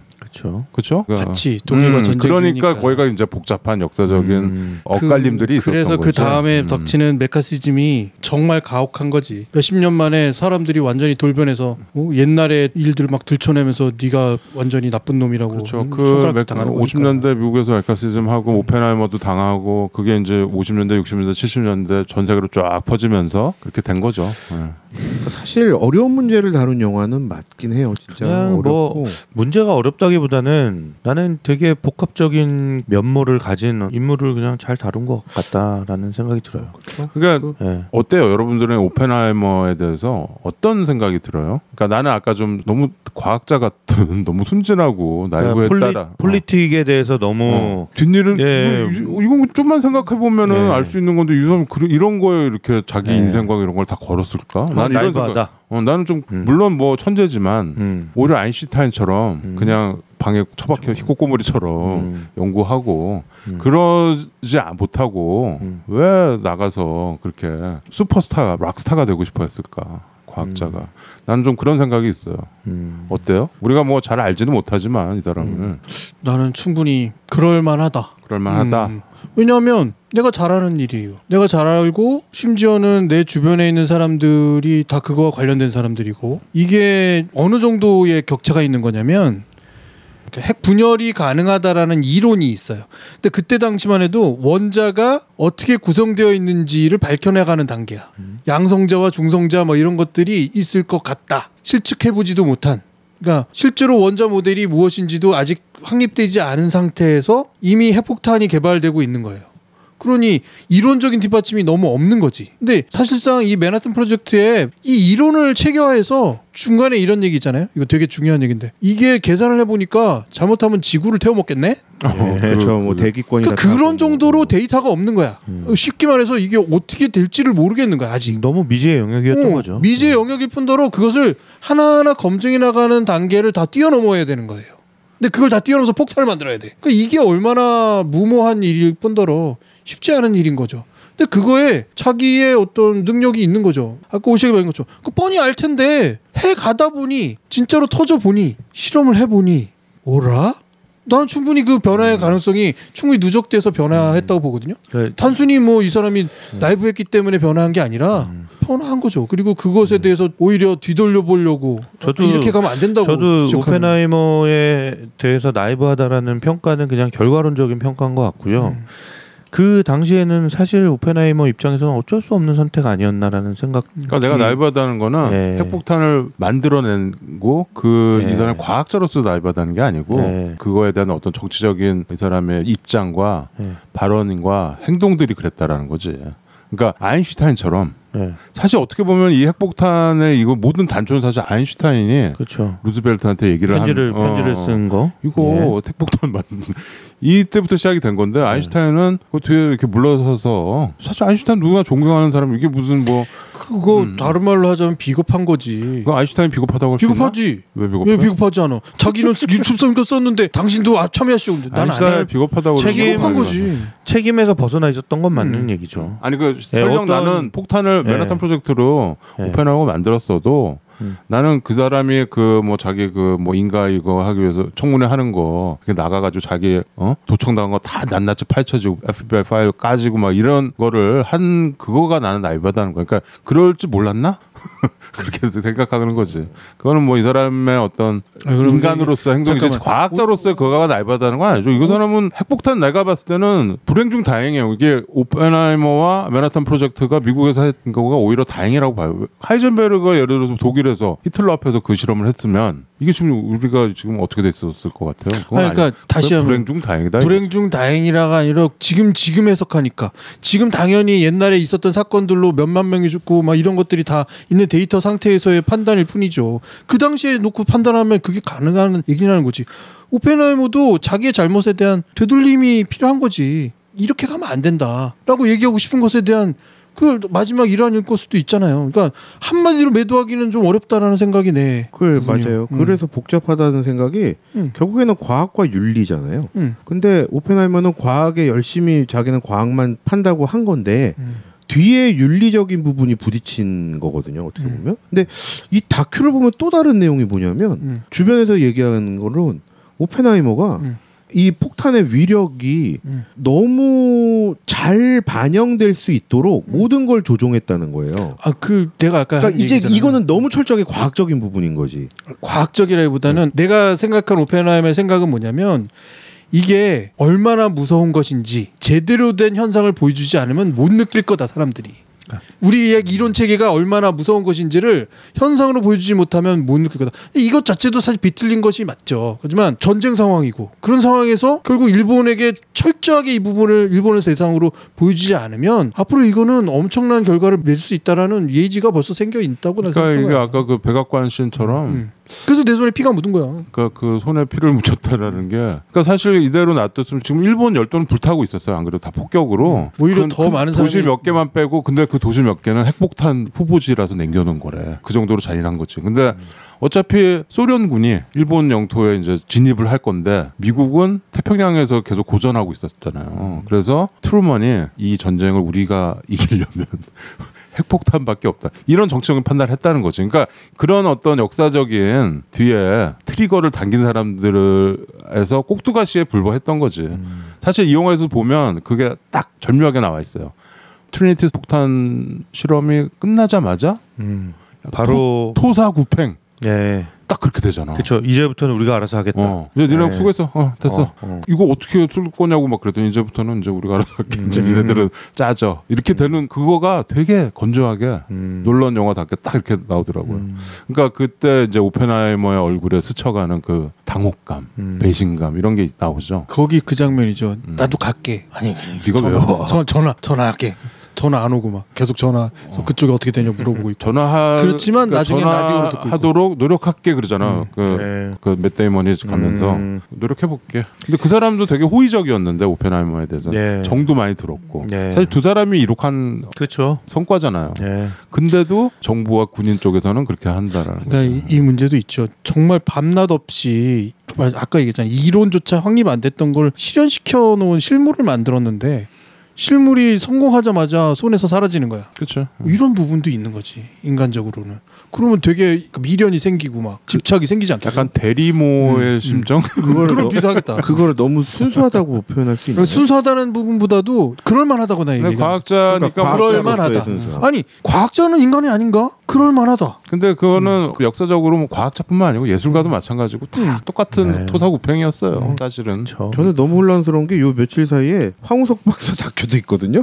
그것까지 보는 바람에 그걸 너무 왜 봤어? 혼란스러워. 황우석 그 스토리는 좀 이상하고 그거는 조작이고. 그 사람은 아직도 저기 뭐 열심히 하고 있던데. 근데 뭐 제가 느낀 그런 감정에 공감해주는 분은 별로 없는 것 같네요. 어떤 감정이었지? 당혹스러운. 당혹스러워. 나는 그 폭탄 터질 때 내 느낌은 절망이었어요, 사실. 저때 인류의 미래는 사라졌구나. 저는 아까 진욱이가 뭐 주르륵 눈물을 흘렸다는데 전 주르륵이 아니었거든. 나는 약간 오열에 가까운. 진짜? 네.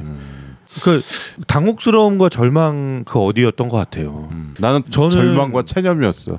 이 영화가 뭐 우리가 지금 뭐 우리나라에서 개봉한 지 이틀밖에 안 됐는데 판단하기는 어렵지만 이제 시간이 좀 흐르고 나면 우리 인류에게 되게 큰 깨우침을 던져주는 영화가 될 수도 있겠다. 그런 생각도 좀 해봤거든요.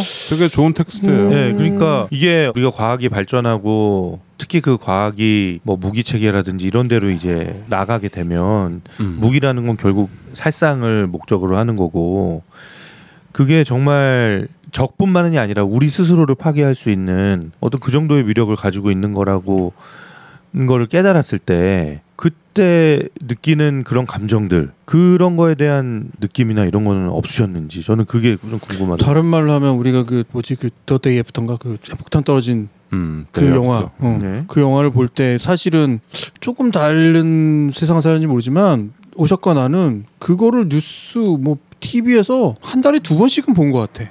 앞으로 이 세상은 핵폭탄 때문에 멸망한다. 그 냉전 시대였죠. 그 냉전 시대에 정말로 우리는 공포가 다른 공포는 다 제쳐주고 핵폭탄에 대한 공포가 제일 컸어. 네. 그러니까 사실은 핵에 대한 어떤 반감을 갖는 세대라고 하면 우리가 아마 좀 더 할 수도 있어요. 근데 이 부분에서 조금 계속 다른 층의 레이어가 생기는 건 뭐냐면 이 이론에서 개발돼서 온 핵폭탄도 있지만 핵 발전도 있고 물론 핵 발전도 이제 그만둬야 되지만 핵 발전뿐만 아니라 흔히 입자 가속기를 통해서 얻어지는 그 과학적인 산물도 있고 그 물질. 그러니까 이 세계의 근원을 밝혀가는 것에 대한 어떤 근본적인 탐구가 이 현상, 이 사업과 크게 떨어지지 않은 것들이었다는 거지. 그리고 이것이 펀딩을 받아서 일종의 성과를 냈기 때문에 그 다음에 어머니 얘기하면 로켓을 쏴서 인공위성 발사하고 달까지 가는 건 결국 그거를 미사일로 핵폭탄 실어 나르는 운반체를 만들려고 했던 것에 대한 기초 작업이었던 거야. 그러니까 이게 좋은 것과 나쁜 게 딱 붙어 있어 그냥. 그래서 이렇게 보면 좋고 이렇게 보면 나쁘고 그런 세상인 거지. 사실 지난주에 오펜하이머는 생각 안 하고 누가 그 더 데이스라는 일본 후쿠시마 후쿠시마 8부작짜리인데 그거 보면은 후쿠시마 지금 오염수 뭐 이거 뿌리고 뭐 물 풀고 이런 거가 지금 그게 문제가 아니다 그러는 거야. 그래서 호기심에 그거 봤어요. 그 야쿠쇼 쇼지가 주인공으로 나오는 그 후쿠시마 원자력 발전소 소장으로 나와요. 실화지 거의 다큐 같아요. 그 데이 1부터 쭉 그냥 그 연구소의 얘기야. 일본 열도에 무슨 뭐 이런 것도 아니고 그 연구소에서 벌어진 그 보니까 이게 진짜 이게 오펜하이머랑 연결이 되는 이거 우리가 지금 무슨 짓을 한 거지? 이런 생각이 드는 거야. 지금 아직도 거기서는 그냥 바닷물을 막 계속 넣어서 일단은 터지는 거는 막았는데 그게 지금 왜 안 터지는지 아무도 모른다는 거야. 뭐 할 수가 없지. 거기 카메라도 못 들어가는데. 그리고 카메라가 근처에 가면 카메라가 서버려. 고장이 나. 방사능 때문에. 네. 근데 거기에 그 물을 계속 부어가지고 거기에 그 물을 지금 담아놓고 있는 거야. 그 물을 담아서 그걸 이제 바다에 푼다는 건데, 그러니까 그건 사실 두 번째 문제고. 발전소가 문제지. 그렇죠. 그거가 해결료가 지금 어떤 상태인지 어떻게 돼 있는지도 모르는 채로 지금 10몇 년이 지난 거예요. 그러니까 이게 지금 그 오펜하이머 그건 1942년이고 후쿠시마 2011년이잖아요. 그 기간 동안 그렇게 서로 군비 경쟁하다가 핵폭탄 지금 그거 터지면은 그냥 이 지구는 사라지잖아요. 사실 다 터지면.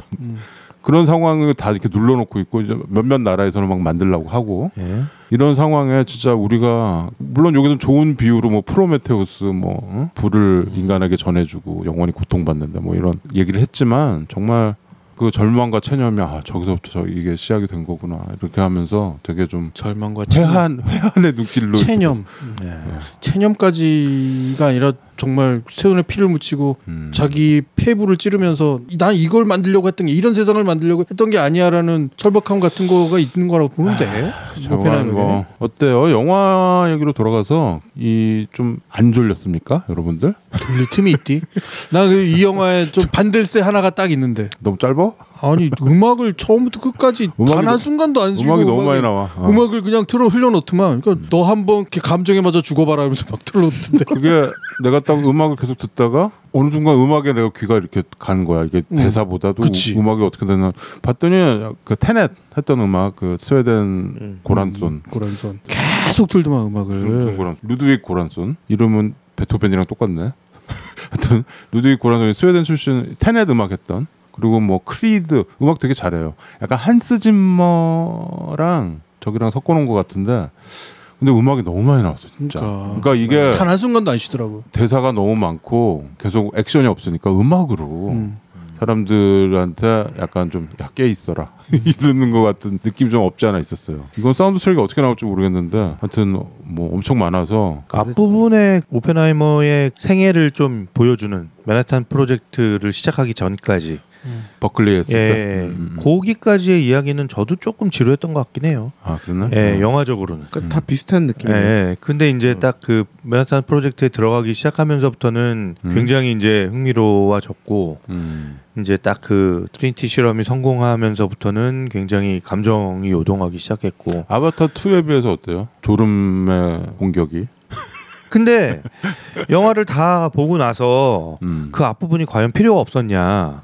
그 필요했지. 예, 라고 생각해보면 그건 아니다. 그렇죠. 그래서 저는 결론적으로 3시간을 다 보고 나서 봤을 때는 이것도 다 필요한 장면이었구나, 중요한 빌드업이었구나라는 거는 알게 됐는데 그 보는 당시에는 조금 제가 좀 피곤하기도 했고 보면서 좀 졸린 느낌이 들기도 했는데 MJ는 뭐라 그래요? MJ도 그 앞부분에서는 좀 졸았던 것 같아요. 근데 그 MJ도 마지막에는 이렇게 눈물이 이렇게 촉촉하게 젖어서 나오더라고요. 근데 그러니까 어떤 감정이었는지 구체적으로 얘기하지는 않았는데 저는 아무튼 그런 느낌이었고 분명히 놀란 감독이 그냥 오펜하이머라는 이 복합적인 인물을 잘 보여주는 그냥 그런 작업 정도를 의도한 게 아니라 저는 뭔가 주고 싶었던 분명히 이 사람의 인생에서 주고 싶었던 메시지가 있었던 것 같고 좀 늦은 감이 있지만 우리가 진짜 이런 어떤 치명적인 어떤 무기를 만든다는 것은 진짜 아주 조심스럽게 접근하고 다 같이 노력해야 되는 부분이다. 뭔가 고민하고 노력해야 되는 부분이라는 얘기를 던지고 싶었던 것 같아요, 저는. 네, 근데 그런 이야기가 저는 이 영화를 보고 나서 사람들 사이에서 지금 충분히 나오고 있는가 그게 좀 궁금한데 지금까지는 잘 안 보이는 것 같아요. 그냥 오펜하이머란 영화가 재밌었어? 뭐 재미없었어? 너무 무섭더라. 뭐 그냥 이 정도의 단편적인 반응들이고 오펜하이머를 이해할 수 있어?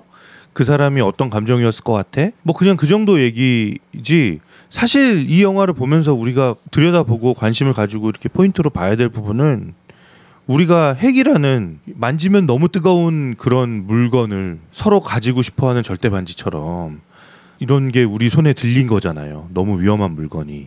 근데 이거에 대해서 우리가 어떻게 할 것인가라는 토론과 고민으로 이 영화를 보고 나서 좀 옮겨왔으면 좋겠는데 그런 얘기가 안 나오고 있는 것 같아서 그런 얘기는 너무 오래된 얘기잖아요. 좀 사실. 아쉽네요. 근데 너무 오래돼서 사람들이 식상하게 느껴지는 거죠. 근데 이제 우리 세대도 네. 다시 또 불이 붙을 네. 수 있다. 그러니까 저는 이게 아주 좋은 뭐 후쿠시마 이 사태와 오염수 문제와 뭐 또 이런 영화가 아주 중요한 화두를 지금 던진 상황인데 이 얘기가 이제 충분히 나와야 된다 이런 것들을 통해서 저는 그런 얘기가 충분히 나오면 좋겠는데 사실은 거시적으로 보면 충분히 좋겠는데 그 얘기가 너무 어려운 얘기 같고 그리고 그 얘기를 할 수 있는 사람들이 하세요라는 느낌이 좀 강한 것 같아요. 사실 지금 현재 상황으로는. 그러니까 저도 보면서 영화는 그냥 저는 약간 지금 형들하고 얘기를 하다 보도 항상 재미있다고 느껴지는 건 영화를 어떤 기준으로 보느냐가 확실히 우리는 다 달라서 영화를 보고 어떤 현상이라던가 사회적인 배경이라던가 이런 곳에 이제 초점을 맞춰서 얘기가 나오는 반면 저는 사실 지금 이 순간도 되게 오펜하이머 인물로 굉장히 초점이 돼 있는 상태거든요. 그래서 영화를 보고 그냥 나라면 내가 오펜하이머였다면 나는 어떤 상태였을까? 저는 아까 전에 형들 이제 음악 얘기 잠깐 할 때도 저는 시종일관 이 음악은 오펜하이머의 정신 상태를 보여주는 음악이라고 저는 생각해요. 네. 너무 복잡하고 너무 이랬다 잠 못 이루잖아요. ADHD 잠을 못 자잖아요. 오펜하이머가 그 밤새 막 우주에 막 떠다니는 별 소리조차도 막 다 음악으로 막 온갖 각종 소리들 저는 제 머릿속이 그랬다면 나는 과연 저렇게 과학에 매진하고 저렇게 실험에 매진하고 이랬을 수 있을까? 난 내가 돌아버렸을 것 같은데? 근데 저렇게 윤리적인 부분까지 부딪힌다면 나는 못 살 것 같아. 막 이런 생각까지 들었거든요. 사실 영화의 뒤쪽에서 제가 흘렸던 눈물에 대한 의미는 저는 지금도 좀 혼란스러울 정도로 그런 것들을 좀 감독은 얘기하고 싶었던 거 아닌가라는 생각도 좀 들기도 하고요. 사실은 거기서 더 나아가서는 물론 정말 조금 더 큰 주제로서의 좀 얘기가 오갔으면 좋겠는데 그러려면 저는 영화가 좀 더 재밌었으면 좋았겠다라는 생각을 좀 해요. 사실은 좀 단순할 필요가 있었다. 네, 조금 더. 뭐 물론 복잡한 건 또 복잡한 나름대로의 또 재미는 있는데 저도 아까 형들 얘기처럼 영화를 보다가 제가 아마 중간중간 여러 녹음에서도 말씀드렸을 거예요. 저는 제가 시계를 보는 영화는 이거 좀 앞에 부분은 조금 지루한데 이런 느낌이 전 동시에 작용하거든요. 제가 딱 9시 때 오전 9시 때 영화를 봤는데 시계를 딱 보는 순간 11시더라고요. 근데 영화는 12시 반에 끝났거든요. 그러니까 딱 1시간 반 남겨놓고 저는 그때부터 너무 재밌었던 거예요. 그게 아마 딱 그 실험하는 맨하탄 프로젝트 들어가는 아마 그때쯤이었던 것 같아요. 그러니까 확실히 앞에 부분은 조금 지루한 감은 있었지만 근데 뒤에가 그렇게 정신없이 1시간 반 정도를 본 걸 보면 앞에 부분은 충분히 필요한 부분이다라는 생각도 좀 하긴 합니다. 네, 뭐 우리가 영화 개봉한 지 이틀밖에 안 된 영화고 그래서 뭐 자세한 뭐 얘기는 안 하고 그냥 우리들의 감상 정도만 얘기했는데 별점 매기고 지나갑시다. 자 이제 별점으로 결론을 내보죠. 네, 별점을 한번 매기고 결론을 내보자. 예. 좋은 영화를 찾아방황하는 이 취하이커들을 위한 유익한 안내서 막무가내의 신체 공격 영화 리스트업. 무슨 영화를 보겠다고 탑10. 자 별점을 소개해 주세요. 네, 별 5개. 적금 깨셔도 꼭 보셔야. 별 4개. 커피값 아껴서 보셔야. 우와 형이 한다고요? 별 3개. 뭐 보셔도 좋고 안 보셔도 좋고. 와 안 보고 한다고요? 한번 틀려봐. 별 2개. 누가 뭐 밥 사고 뭐 영화까지 보여준다면야. 별 1개. 이 돈으로 무용보 책도 사시고 무용보에 청취료도 보내주시길 바랍니다. 막 뭔가를 막 다 덧붙이긴 하네요. 대충 이런 거 아니겠어? 야, 이거 10년 동안 했는데 이제 알아야지. 외워야지 다들. 처음 해봤구만 뭘. 자, 진욱이부터. 네네. 저는 뭐 그냥 저는 항상 느낌이 그래요. 뭐 저와 같은 분들도 많이 계시겠다. 예, 무용보 들으시면서 저 같은 분들 많이 계시죠. 일단 오펜하이머에 대해서 잘 모르고 이 상황에 대해서 그렇게 크게 관심이 없었고 그리고 그냥 크리스토퍼 놀란 감독의 작품이고 어떤 전기에 대한 영화라고 하니 얼마나 또 재밌게 담았을까라고 봤는데 굉장히 저를 Why So Serious. 저를 굉장히 진짜 그렇게 만들었어요. 그래서 이거 정말 대놓고 이렇게 심각하게 만들었구나, 진지하게 만들었구나, 웃음기 정말 없이 만들었구나라는 거에 대한 그리고 중간중간 나오는 정말 그 시대에 맞는 어떤 박진감, 긴장감 넘치는 장면들도 충분히 있었고 그만큼 또 훌륭한 배우들도 많이 또 좋은 연기들을 많이 보여줬고 저에게는 정말 간혹 표현했던 학습과 같은 그런 영화였고요. 관심도 많이 생겼고 저에게 많은 정보를 또 알려줬던 영화인 것 같고요.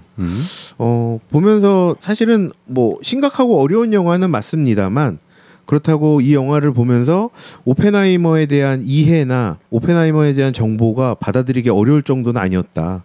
충분히 영화 한 편을 보시면 오펜하이머의 삶은 어땠고 이 사람은 어떤 사람이었고 이 당시 시대 상황은 어떤 시대였고 그럼으로써 지금 나는 어떤 고민을 할 수밖에 없는가라는 것까지 던져주는 그런 좋은 영화였다라는 생각은 변함이 없습니다. 그래서 그 좋은 영화였다라는 거 그리고 또 하나 놀란 것은 정말 크리스토퍼 놀란 감독이 정말 다양한 장르의 영화들에서 그 솜씨를 정말 보여주고 있구나. 그래서 아까 전에 오샥 형도 표현을 했습니다만 정말 대가의 길에 이미 걷고 있구나 이 사람은 라는 생각을 좀 하게 됐고요. 사실은 지금의 어떻게 보면 소위 뭐 MZ세대들 젊은 친구들도 많이 극장에서 보이던데 이 친구들에게는 또 어떠한 시선으로 좀 받아들여질 수 있을까라는 생각도 같이 해봤는데요. 사실 이들이 우리가 바로 직전에 다뤘던 뭐 다크나이트라던가 이런 크리스토퍼 놀란의 이런 영화들보다 오히려 테넷, 인셉션 이쪽에 더 많은 관심을 두고 놀란 감독에게 접근을 한 내용들이 많이 있더라고요. 근데 그들에게는 이 영화가 조금 어렵고 할 수는 있지만 정말 실망시켜주지 않는 CG 없이 보여주는 실사 폭파 장면 이런 것만으로도 충분히 그 값을 좀 하지 않을까라는 생각도 하면서 전 앞으로의 또 역시 크리스토퍼 놀란 감독의 또 다양한 영화 세계에 흠뻑 빠져들 그러한 또 각오를 하면서 저의 점수는 여러분 꼭 보셨으면 좋겠습니다라고 4.3점을 드리도록 하겠습니다. 네. 4.3점 나고요. 쉼없이 얘기한 것 같아요 지금. 재미없다고 그래놓고 4.3점이나 줬습니다. 네, 최 과장. 저는 좀 이 영화가 인류에 대해서 우리 역사와 우리들의 삶이라는 게 무엇인지 그리고 우리는 어떻게 살아야 하는지 우리가 앞으로 어떻게 협력을 해나가야 되는지에 대한 좀 화두를 던지는 영화가 됐으면 좋겠어요. 근데 그렇게 사람들 사이에 이렇게 뭔가 파급이 되기에는 조금 어려운 건 맞아. 그러니까 재밌어야 된대. 좀 더 메시지가 단순하고 쉬웠으면 더 사람들이 이렇게 쉽게 그 메시지를 알아들을 수 있었으면. 배트맨이나 조커가 한번 나와서 아니 뭐 거기까지. 배트맨과 조커는 쉬워? 그거? 훔쳐가는 거죠. 그 테마는 이렇게 쉬운가? 그랬으면 더 쉬운 텍스트가 됐을 수도 있는데 그래요. 조금 어려운 텍스트긴 하지만 그래도 분명히 영향력이 있을 것 같고 그 왜 그렇잖아요. 그 우리가 문화 콘텐츠라는 게 우리가 알게 모르게 어떤 시대에 나왔던 문화 콘텐츠가 그 시대의 어떤 흐름이라든지 어떤 정신을 확 바꾸는 계기들이 있거든요. 그렇잖아요. 그렇죠. 뭐 예를 들어서 뭐 LGBT에 대한 우리가 뭐 불과 몇십 년 전으로만 돌아가도 우리가 전혀 인식하지 못했던 게 지금은 사실 되게 당연하게 느껴지는 어떤 것들이 우리가 생각해보는 계기를 그 문화 콘텐츠가 던져주곤 하잖아요. 그래서 그런 측면에서 우리가 아까 오샥 형도 얘기하고 김 PD 형도 얘기했지만 굉장히 핵이라는 것에 대한 공포를 많이 느끼고 살아왔고 너무나 근데 그게 일상화가 돼가지고 이게 어떤 의미를 갖고 있는 건지에 대해서 사실 깊이 생각해본 사람이 별로 없을 거예요. 그냥 우리는 전쟁 나면 다 죽는 거지 뭐 그냥 그 정도 생각에 멈춰 있는 것 같거든요. 근데 이 이야기 핵폭탄이라는 게 만들어지는 이 상황에 대한 얘기를 우리가 좀 자세히 들여다봄으로써 이게 우리가 진짜 어떻게 보면 판도라 상자를 연 건데 이거를 어떻게 그럼 우리가 관리를 해야겠구나라는 얘기를 할 수 있는 아주 좋은 계기가 됐으면 좋겠다. 근데 조금 어렵다는 게 좀 단점이다. 조금 더 심플했으면 좋았을 거. 근데 또 심플했으면 사람들이 제가 느꼈을 어떤 그 곤란함, 그 당혹스러움의 감정이 또 이만큼 왔을까 싶은 생각이 좀 들기도 하고. 아무튼 연기는 누구 연기가 제일 인상적이고 좋았어요? 저는 뭐 다 대체적으로 좋긴 했는데 뭐 나무랄 사람이 없잖아요. 누구 하나 다 잘하는 사람들이 하겠지. 에밀리 블런트까지. 에밀리 블런트까지. 그렇죠. 네. 그 짧은 씬들 몇 개에서 네. 킬리안 머피가 오스카 받을 수 있을까요? 저는 가능성이 있다고 생각해요. 네, 너무 그 사람이 느낄 수 있는 어떤 그런 감정에 대한 그리고 그 자기가 믿고 있는 신념이라는 게 되게 우리가 보통 어떤 특정 영화들에서 신념을 가진 사람을 보면 그 신념이 굉장히 단순하게 표현이 되잖아요. 근데 이 사람은 신념과 자신에 대한 의심과 뭐 이런 게 막 복합적으로 계속 이렇게 드러나는데 사실 근데 그게 가장 우리 현실에서의 우리 인간의 모습이랑 가까운 거 아닌가요? 그렇죠. 예, 원래 우리 인간이라는 거는 이해하기가 참 어려운 존재고 그렇게 단순화할 수가 없는 건데 우리가 너무 단순화해서 이제 좀 생각하는 경향들이 있죠. 나라는 사람도 굉장히 복잡 다단하고 여러 가지 모습을 가진 사람일 텐데 그런 모습을 아주 잘 표현한 것 같고 어쨌든 저는 뭐 다른 거 다 제끼고 이 영화로 인해서 뭔가 좀 이야기가 됐으면 좋겠다. 고민과 이야기의 시작이 됐으면 좋겠다라는 생각이 듭니다. 그래서 뭐 영화 저는 보셨으면 좋겠고 좀 어려워도 어렵다는 건 미리 말씀드리고 좀 지루할 수도 있다. 배경을 잘 모르고 이 등장하는 사람들이 누군지 모르고 이 뭐 원리가 뭔지 잘 모르고 그러면 조금 어려울 수 있는데 조금 이렇게 이것저것 여러 가지 좀 참고할 만한 것들을 좀 찾아보신 다음에 영화를 보면 또 다른 텍스트로 느껴질 수 있으니 좀 보셨으면 좋겠다 가능하면. 네. 근데 뭐 단순한 오락 영화는 아닌 것 같다. 그렇죠. 아니지. 예, 오락 영화는 아닌 것 같다. 뭔가 무거운 영화예요. 예, 거대한 메시지를 마치 그 침묵의 봄의 영화판 같은 느낌? 침묵의 봄? 네, 그 DDT의 뭐 그 문제에 대해서 쓴 책이 우리 사회에 던져줬던 어떤 파장처럼 그렇죠. 그런 침묵의 봄과 같은 그런 메시지를 영화로 이렇게 던져주는 거 아닌가 논란이 예, 그런 생각이 좀 들었습니다. 그래서 보셨으면 좋겠습니다. 4.5 드리겠습니다. 네, 4.5점. 네. 김 PD? 놀란이라는 감독은 나는 같은 이야기를 반복 재생하는 감독이라고 전 생각해요. 왜냐면 너무 저한테는 그 부분만 잘 보이기 때문에. 그러니까 이 영화의 주제도 인류는 과연 어떻게 핵폭탄이라는 것을 갖게 됐으며 그 핵폭탄을 어떻게 활용하는 것에 대한 개념보다 어떻게 휩쓸려가고 있는가 그리고 이것을 잘 규제하거나 제어하지 못하면 어떻게 될 것인가 라는 거죠. 그 테넷에서 얘기했던 기후위기도 같은 것 같고 인터스텔라가 얘기했던 그 지구의 멸망도 비슷한 거라고 해요. 그러니까 결국은 가장 극도의 공포, 이 세상이 사라질 것 같다라는 공포 안에서 우리는 과연 어떤 선택으로 이 난관을 타게 나갈 것인가 라는 건데 테넷이나 뭐 인터스텔라가 굉장히 좀 긍정적이고 희망적인 또 방향성을 가지고 있는 영화라면 이 영화는 그런 방향성을 배제해놓고 어떻게 할 것인가에 대한 물음으로 던지는 영화이기도 하다고 생각이 들어요. 그래서 아까 얘기한 두 가지의 감정이 다 드는 건 오펜하이머를 보면 능히 그럴만하겠다. 저 사람 저렇게 열심히 하고 좀 삐뚤어진 생각이지만 나도 혹시 저런 오류에 빠져가지고 막 더 막 이 효과를 더 극대화하는 데에 나를 투자할 수도 있는 그렇게도 산 것 같으니까 사회 현상 속에 내가 그런 작용을 했던 것도 같으니까. 근데 마지막에 아인슈타인과 나오는 대화 속에서는 어떤 게 느껴지냐면 그건 네가 갖고 있으니까 하는 얘기고 못 가진 우리는 너의 지배를 받아야 되는 거야 라는 논리로 끊임없이 추구하면서 그거를 갈구하고 가지려고 하고 하는 어떤 물질의 대상인 거죠. 극도의 공포이기도 하지만 갈구하는 대상이야 이건. 못 가진 사람에게는 절실해. 형 그거 스포일 아니에요?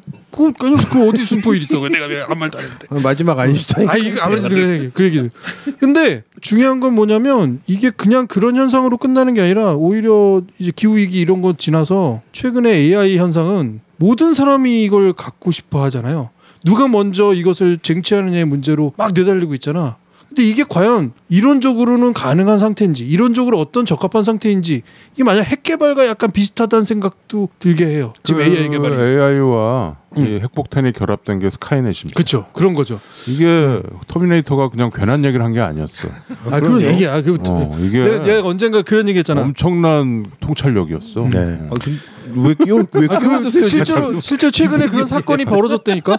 스카이넷 같은 사건이 시뮬레이션상에서 벌어졌다니까. 왜 스카이넷 얘기를 꺼내서 김PD 형을 또 알았어. 아니 이 얘기가 중요한 거 뭐냐면 이런 거죠. 내가 예전에 이렇게 누군가는 개발할 거고 그렇게 나올 거다. 그러니 하지 말자라는 주장을 했었잖아 그때. 이건 개발하지 말자. 근데 내가 그때 뭐라고 했냐면 이거는 아직 그런 현상이 벌어지지 않았고 충분히 우리가 제어할 수 있는 상태로 만들어 놓는 게 중요한 거지. 제어 못 한다니까. 그게 이제 오펜하이머의 이 모델에 살려 있는 거예요. 그러니까 못해. 그 부분에 카운터 펀치를 맞는 거지.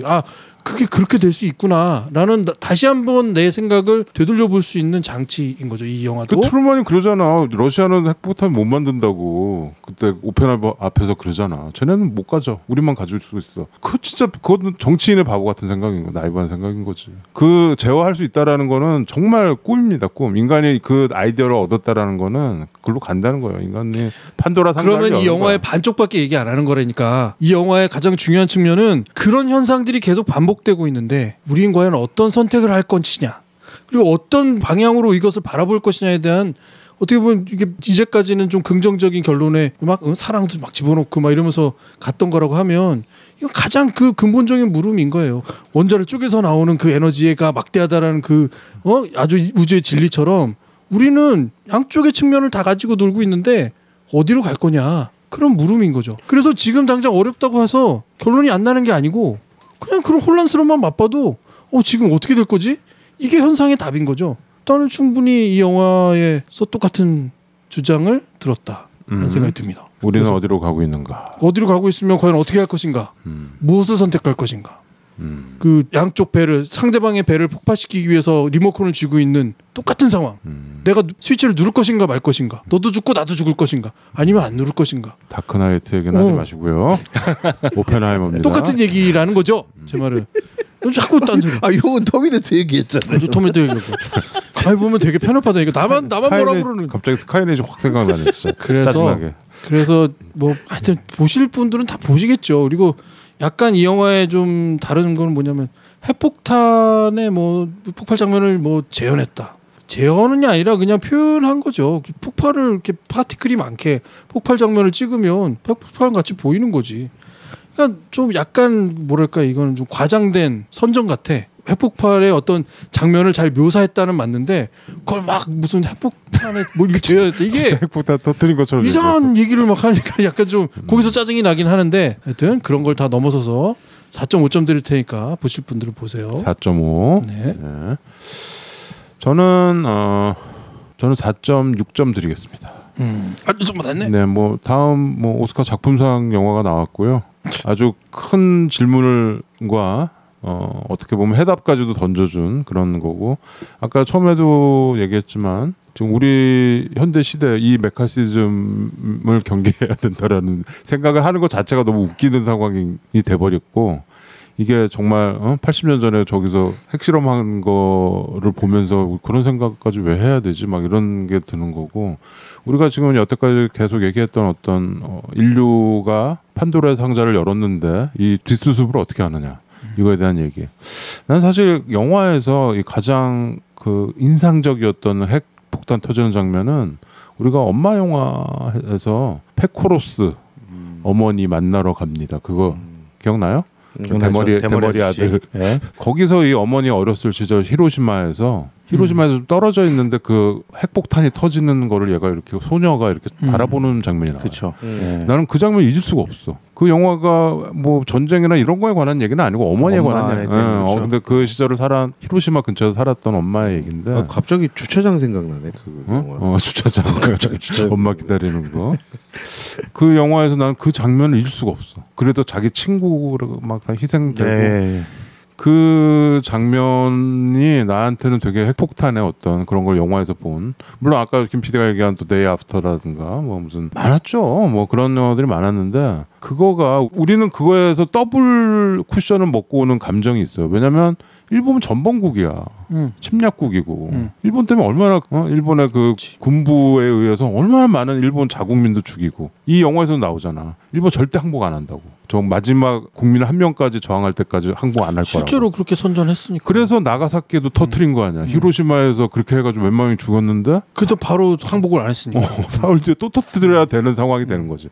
그러니까 너무 뭐랄까요, 정치랑 리더의 중요성 이런 것도 좀 느껴지고 그런 게 있는데, 영화적으로는 이 다 아는 얘기, 오펜하이머 다 까져 있는 얘기를 3시간짜리 영화로 만들어낸 크리스토퍼 놀란한테 되게 경의를 표하고, 저는 뭐 전에도 뭐 누차 얘기했지만 크리스토퍼 놀란 영화는 너무 좀 그 뭐랄까 인간미가 없어서 좀 심지어는 다크나이트 이런 것도 나는 좀 이렇게 크게 공감을 못했다라고 얘기를 했었는데 글쎄요. 대가가 됐고 앞으로도 참 기대가 되는 감독인 것만은 틀림이 없는 것 같습니다. 네, 제 점수는 4.6점 6점이요. 드렸습니다. 네. 제가 아까 드리지 못한 얘기가 있어갖고 점수 발표 전에 마지막 한마디 좀 드리자면 스포일 있습니까? 예, 오펜하이머 저는 이제 인물에 좀 초점을 주다 보니까 아까 말씀 못 드렸던 게 이 영화는 오펜하이머의 성장 영화다. 예. 그것도 맞는 얘기죠. 왜냐하면 영화 초반에 본인이 얼마나 중요한 사람임을 깨닫지 못하고 하는 행동에서 나중에는 본인이 굉장히 중요한 사람임을 깨닫게 되는 영화거든요. 저는 그래서 오펜하이머의 성장 영화다. 그리고 나도 한 가지 더 덧붙이고 싶은데 우리가 그때 그 엑스맨 하다가 로건 얘기하면서 역대 그 19금 영화 탑 10이 있었잖아요. 네. 리스트가. 1위가 뭐라 그랬죠? 내가 그때 퀴즈 했었잖아. 1위가 기억이 난리가 야, 이거 몇 19금 영화요? 19금 영화 프린세스스? 아니고 그때 막 제가 역대 흥행 1위. 그러니까 제가 원초적 본능 막 얘기하니까 이미 그건 순위권 밖으로 다 밀렸고 그래서 1위 그래서 결국 누가 맞췄잖아. 제가 조커였잖아요. 맞췄는데 조커 그렇죠. 제가 조커가 1위였는데 그때 로건이 뭐 6인가 7위였잖아요. 네. 이 오펜하이머가 로건을 제꼈습니다. 아, 이게 사실 R 레이트에서 리스트릭트 해가지고 19금이에요 미국에서. 근데 우리나라에서 15금이라서 은호를 데려가서 봤대는데 아들 데리고 가서 아들 나이를 감안하시고 같이 보시기 바랍니다. 아니 뭐 꼭 무슨 노출신 이런 거보다도 이 주제 자체가 상당히 그냥 애들이 소화하기에는 쉽지 않은 주제와 소재인 것 같습니다. 그래서 로건이 제낌을 당했다. 오펜하이머한테. 이게 잘하면 조커까지도 올라갈 수 있어요. 지금 개봉 중이라 하여튼 엄청난. 조커는 안 될 것 같아요. 모르지 또 뭐 조커도 몇 년 전 얘긴데. 아무튼 뭐. 자 그러면 점수를 합산해 주세요. 네, 오늘 점수 4.3, 4.5, 4.5, 4.6 총 17.9점이었고 나왔더니 딱 4.5점. 네, 고득점이 나왔군요. 파놀림에서 4.5점. 네. 최근 극장가대 영화 중에 제일 또 높은 점수가 아닌가요? 그러네요. 네, 네, 뭐 4.5점. 좀 다들 재미없었다고 하지만 고득점을. 다들 음료수를 자제하시고 보시길 바라겠고요. 네, 저도 아이스 끊임없이 음악이 흐르니까 음악의 분위기를 뺏기면 안 돼요. 이게 주제로 돌아야 돼요. 사운드 좋은 데 가서 보셔도 되고 아이맥스에서 많이 보시는 것 같더라고요. 네. 하여튼 극장에서 3시간 각오하시고 보시면 크게 안 지루할 수도 있어요. 오히려 아바타보다 재밌을 수도 있습니다. 아닐 수도 있고요. 네. 네. 이렇게 해서 91번째 극장 가다를 마치도록 하겠습니다. 네. 오펜하이머였습니다. 저는 이번에 오펜하이머 보면서 더 저를 이렇게 흥분의 도가니로 시작부터 넣었던 건 뭐냐면 예고 영화.